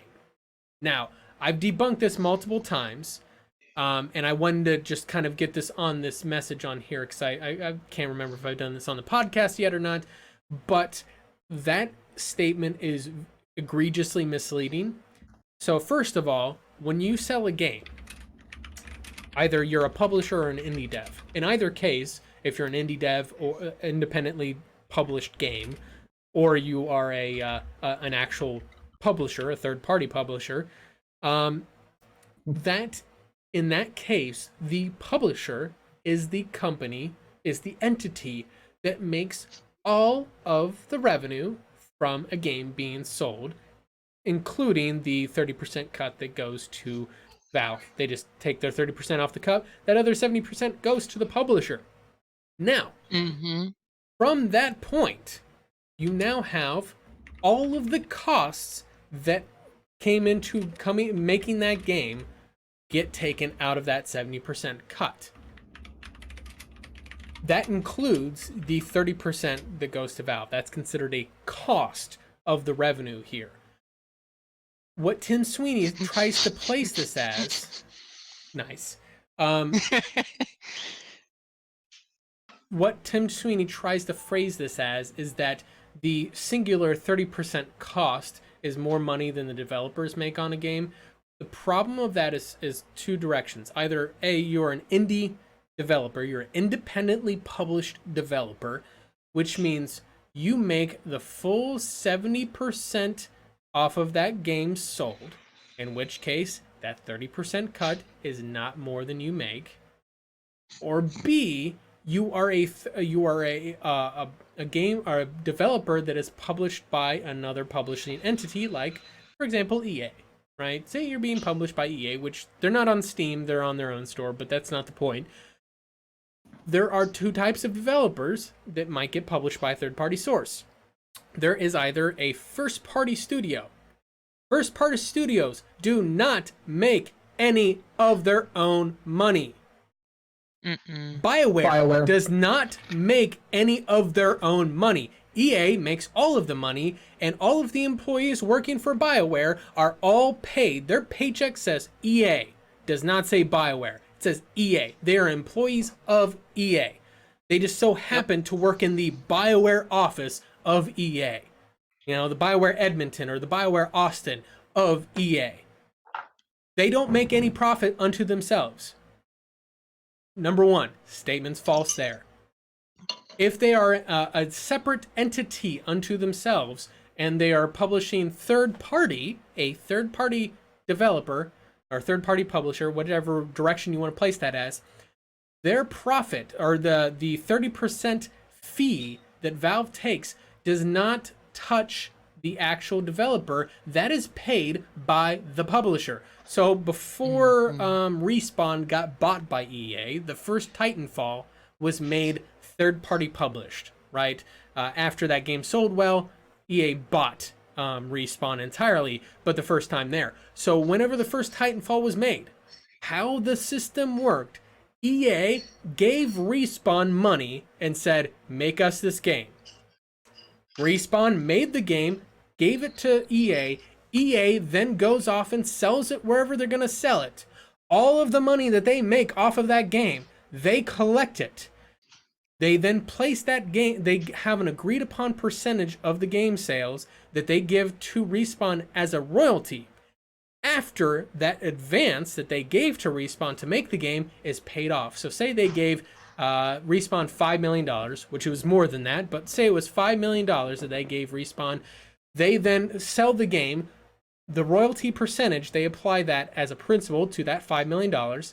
Once they pay back that $5 million, then those royalty rates get paid to Respawn. The 30% cut on there, if the royalty rate is below that 30% cut, and his argument is in this third-party publishing case that Valve's 30% cut is more profit than what the developer makes, the developer should demand better royalty rates. That is not on the fucking consumer side of it. That has nothing to do with Valve. That is entirely on the publisher and the developer to negotiate, better rates with the fucking publisher. And I get tired of arguments that I see like this where it tries to say, oh, the poor developers. You know what? The developers are their own fucking people and they can do shit for themselves, Tim. Let developers stand on their own feet. Stop trying to use that as an excuse to price fix the market.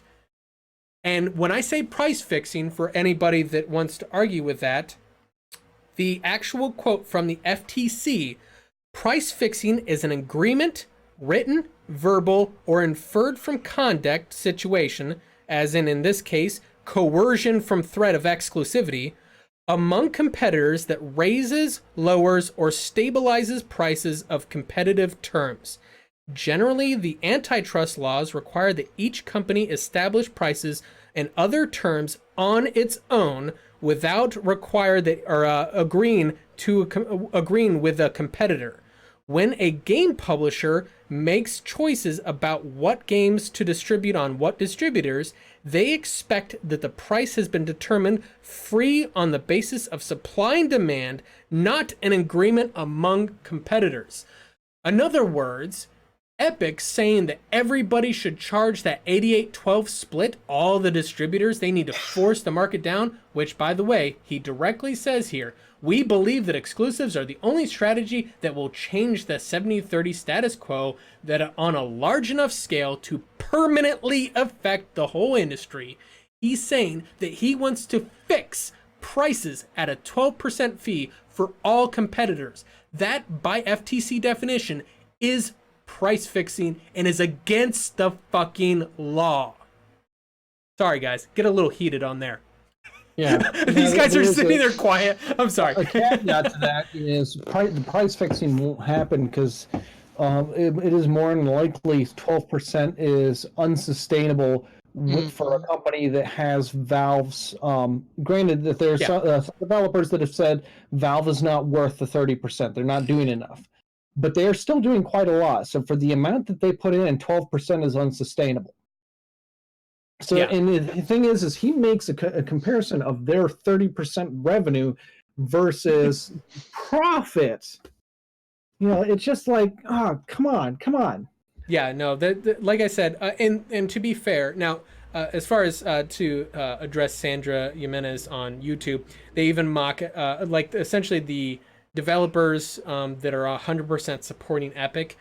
So first of all, if a company pays me $5 million up front to sell my game exclusively on their store, I'm going to be very apologetic for that company as well, because I don't want to make it seem like I made a bad choice. That's called cognitive dissonance, and that's what I think a lot of them are suffering from, with the exception of Randy fuck the consumer Pitchford. Randy and Tim Sweeney are buddies. They're good friends. And I don't mean that as in business relationship. I mean, they're probably going golfing together on Sunday. They probably are drinking beers together on Friday night. They're actual friends in real life.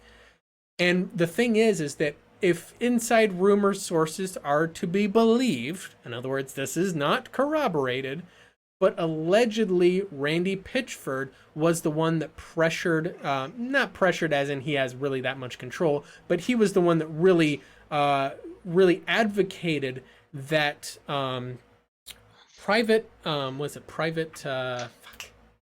label? What is the Ubisoft subsidiary not Ubisoft, the Take-Two subsidiary label, private label, something like that. Silver.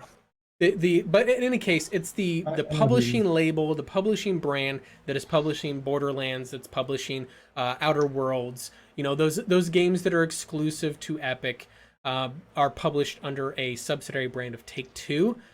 Allegedly, Randy Pitchford was the one that really advocated and facilitated that deal to happen on the grand scale because he's good friends with Tim Sweeney.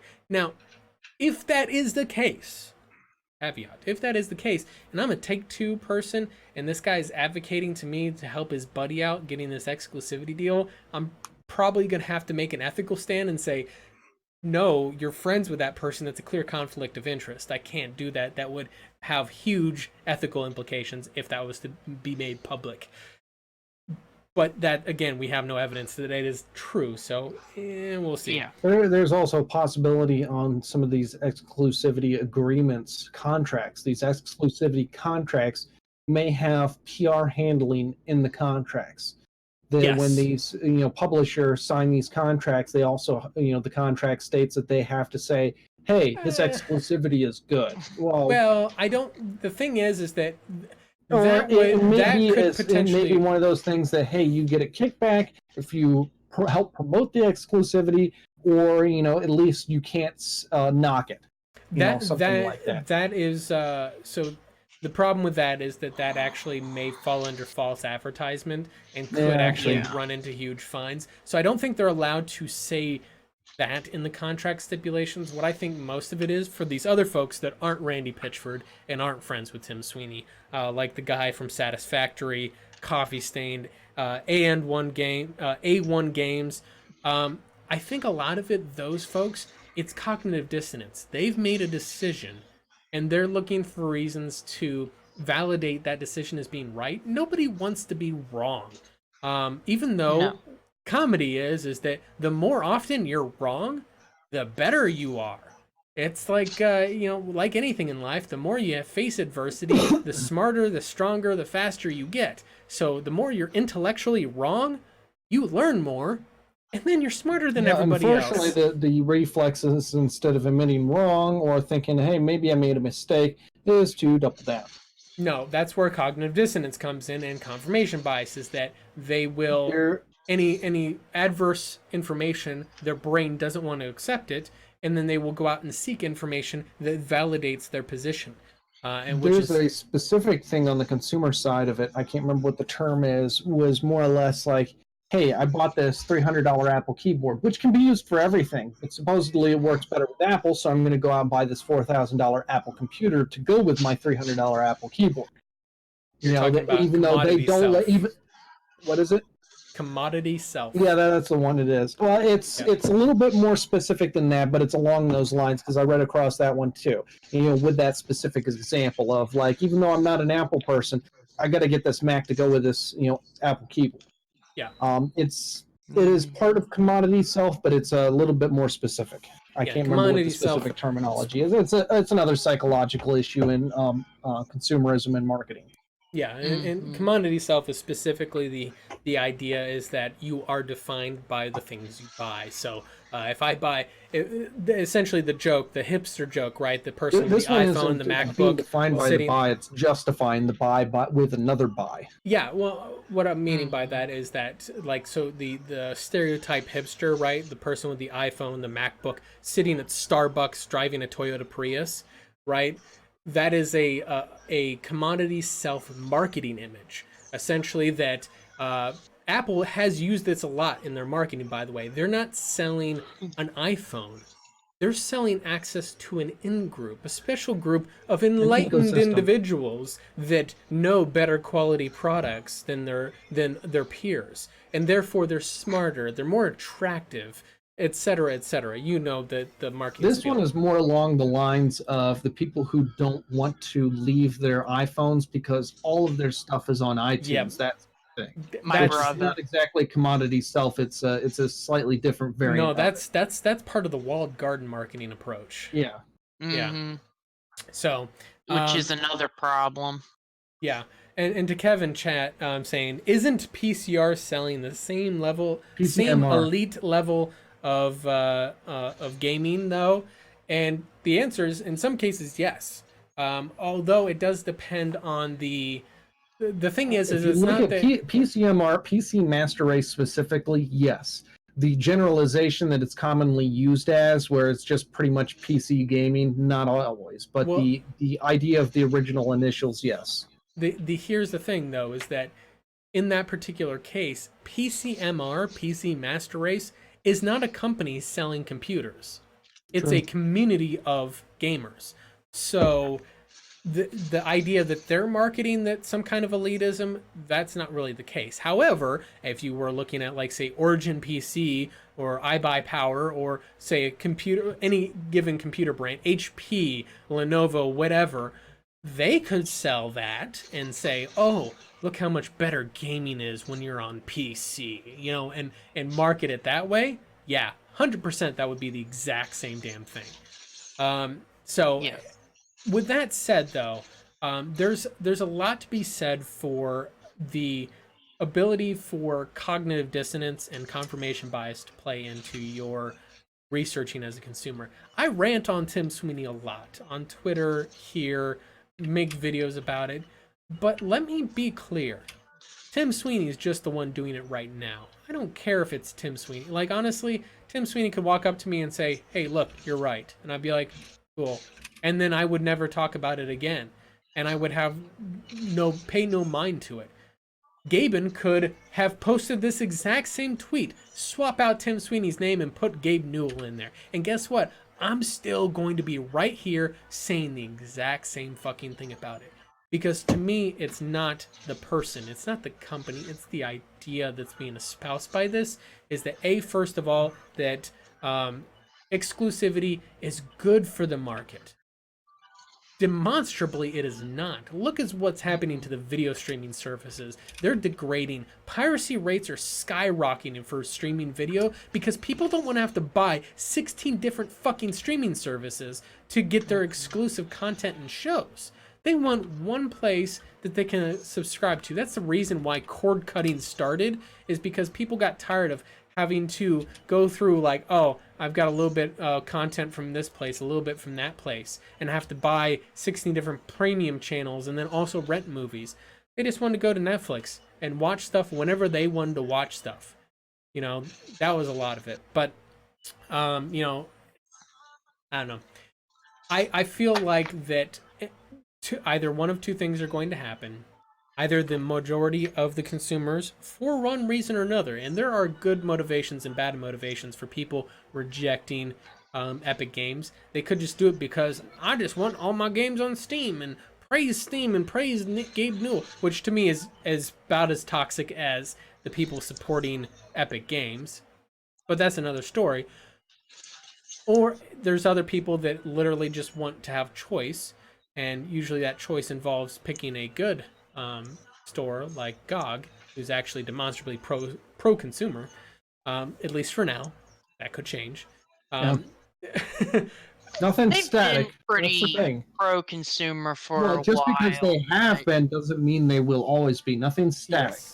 Yeah, You the know, thing stagnation is never good. So Yeah. you know, it's good to have change. what happens Just if a matter this of what GOG Galaxy direction that goes. 2.0 comes out and all of a sudden everybody and their grandmother starts buying exclusively on GOG? All of a sudden GOG has 70% of the PC market and they're like, you know what? We can't do anything wrong. And they just start walking around without pants on and flashing their penis to everybody. Listen, power does weird things to people's brains. You look at how many celebrities out there lose their goddamn mind the moment they get popular and they get crazy and weird. And that's because brains are just not really well designed to handle that kind of responsibility, at least in my opinion. That's what it seems like. Yeah. Whatever, regardless of that, my point is mostly that if there is enough consumer pushback for good or bad reasons, then this may not actually take hold. Epic will eventually sink, and Steam will, fortunately enough, stay where it's at. They'll hopefully Are you saying that Epic's going to run out of Steam? Da-da-da-da-da-da. That's our dad joke for the day. Wrap it up. Yep, we're done, guys. Get out of here. So in any case, yeah, or people will continue to be oblivious to what's going on, and just let Epic continue to buy up all these exclusive games, and unfortunately, this will not end well. That's the truth of the matter. And you can mark my words. Come back and watch this video in 10 years and tell me, did this end up in a really bad spot? Did Epic get the majority of the market and do what I think they're going to do with that majority share? Because I don't think that they're going to get the majority of the share, force all of their competitors to go to an 88-12 split, in which case, by the way, forcing most of those companies to an 88-12 split will probably lead to those companies shuttering and going bankrupt, especially GOG. GOG already had to lay off people because they know they can't keep up with that. Just throwing that out there. GOG will become extinct if they have to go to 88-12. I don't know what will happen to Valve. Valve right now isn't worried because they're so big. They're not really worried about it. But what if they can't sustain, and then GOG goes away, or GOG goes away, Steam goes away? You know, what if all the options you have for an actual cohesive storefront is the major AAA publishers' exclusive stores, and then Epic Games? Yeah, that would suck. Yeah, and then now that Epic Games has the primary storefront, they decide what games that you can and can't buy. You don't have a say-so on the matter anymore. The Chinese government does. Anyway, that's why you buy from the Microsoft store.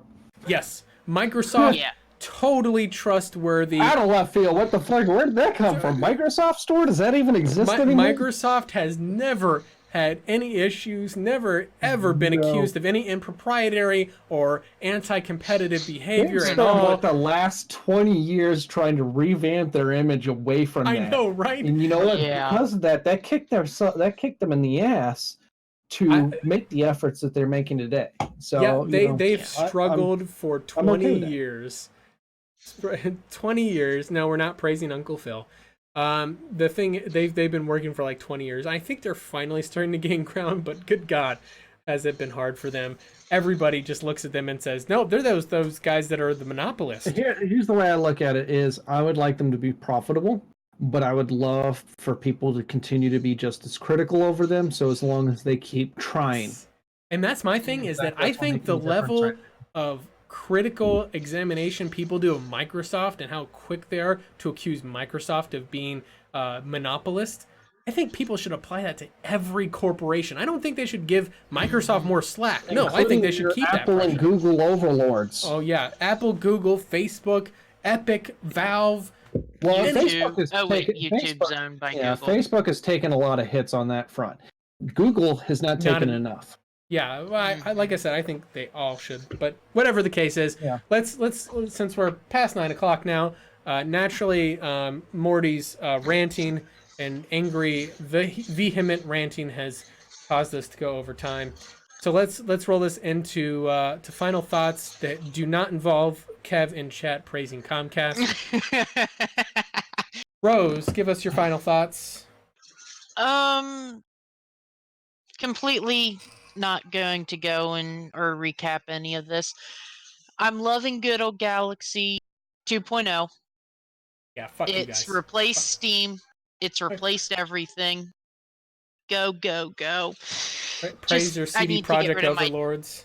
Yes, praise them. Can't wait for Cyberpunk. I'm going to pre-order it. Seriously, don't pre-order. I had to do that to get more. He's gonna curl up on the ground and die, guys. Yeah. I broke more. Yes. Yeah. Don't break more. He's the one that keeps this shit together. Somehow, at the last second, 30 seconds there. All right, we finally got it working. Kev admitted in chat that he's pre-ordered 90 games on the Epic Games launcher today. We'll do 90 tomorrow. He's actually just given his bank account number to Tim Sweeney and said, "Hey, do what you want with it." Kev, haven't you been paying attention to our Discord server? Seriously, I said I got the beta access. Yeah. Sorry, read through chat. calling him out. And By the way, I just want to throw it out there. The first mistake you made was expecting Kev to read anything. True. You notice I'm saying that without a hint of humor. Yeah. Anyway, good stuff. So, what is your biggest criticism of God Galaxy 2.0? It needs a lot of work. Everything isn't as cut and dry as it was with the original Galaxy client. I actually spent 15 minutes trying to find the store. Ooh. Ouch. Yeah. Wow. It's hidden like right in plain sight, but not in plain sight at the same time. Yeah. It's a little bit ouchy. That's pretty painful. That's like Discord. I thought that Discord got rid of their store. No, they still have It's hidden. They still have it. You have to. Yeah. Good God, it is so incomprehensibly difficult to find. And actually, there was this independent developer guy that does some research. Actually, pointed that out, trying to find the store in Discord. Even when it was easier to find, it was a pain in the ass. Now it's even harder. Yeah. You have to go to like the Discord server for the game, the official Discord server of the game, in order to find the buy button for. Anyway, Wow. continue on. The other complaint that I've got is I'm finding duplicates. Games like from Ubisoft that I had bought on Steam, they're showing up as both on Ubisoft and Steam, so I've got two entries there. Because technically they are. Yeah. And then I've also got duplicates for DLC, where it's just listing all the DLC for games like Ashes of the Singularity. Huh. So if they could merge that or have a way so I can merge those together, yeah, I'd like that. Kev, I just now checked my Twitter. Kevin, Oh, he's God, been what did live tweeting the. Anyway, Oh, God. Xaiphen, final thoughts. Well, in honor of Kev's absence, I'm just gonna say dead jokes. That wasn't where I thought you were gonna go with that. I thought you were No, gonna say. it wasn't. I thought you were gonna say glorious. No, I was just trying to go with some kind of screaming effect right there without actually screaming. That was tricky. Yeah, I honestly don't know how he does it, but I know that I've had to add a volume cap to you guys' audio so that whenever he screams glorious, it doesn't cause everybody to go deaf. At least everybody, it doesn't cause everybody to go deaf that's listening. Us all here don't have that volume limiter, so we all are completely deaf. So, Yep. What? Huh? Okay.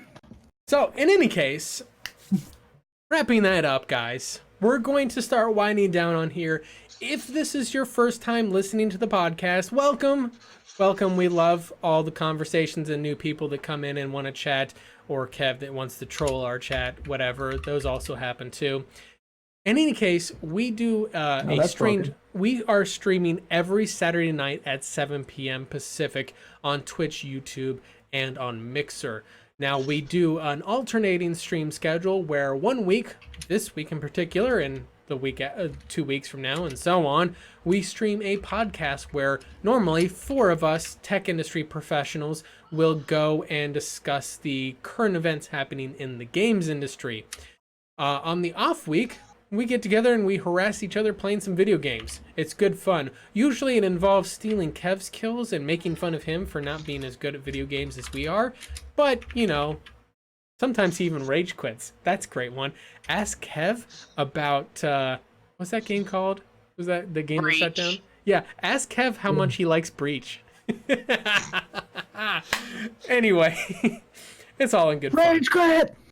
Yeah, in any case, though, if you want to listen to the audio of this podcast, we also do stream the audio of the podcast to all of the major sources, such as Anchor, Spotify, Apple Podcasts. Yes, Apple Podcasts, Google Podcasts, Breaker, Stitcher, Castbox, Overcast, all of those places. I don't remember them all. Xaiphen normally gets a list up, but the bot's broken, so, you know, it happens. In any case, we're going to get signed off here for the night. Obviously, if you guys want to chat with us beforehand, you will find a link to our Discord server down in the chat below, or down in the description below, that you can come and join with us and chat with us there. You can also follow us all on social media. You can find Rose on good God, Rose on Twitter at Lila Rose. That's LIALAH. ROSE. You can find Xaiphen on Twitter at XaiphenedUp. That's XAIPHENED_UP. You can find Kev on Twitter, even though he's not here, I'll still shill for him. He's at GloriousKev. And you can find myself at Mortiel. That's MORTIEL. We're going to get signed off here, guys. You have a good one. We will be back next week. I know what day it is. It's hot in here, by the way, guys. If you didn't know, it was like 80 degrees outside, which means my office is like 110. It's great. 80. Fortunately enough, I've got the light at just the right angle where you can't see the sweat coming off of my face. It's so much fun. Kev, can we ban Kev from chat now? Yes, kick Kev. All right, we're out of here, guys. We're banning Kev from chat. He's done. Done.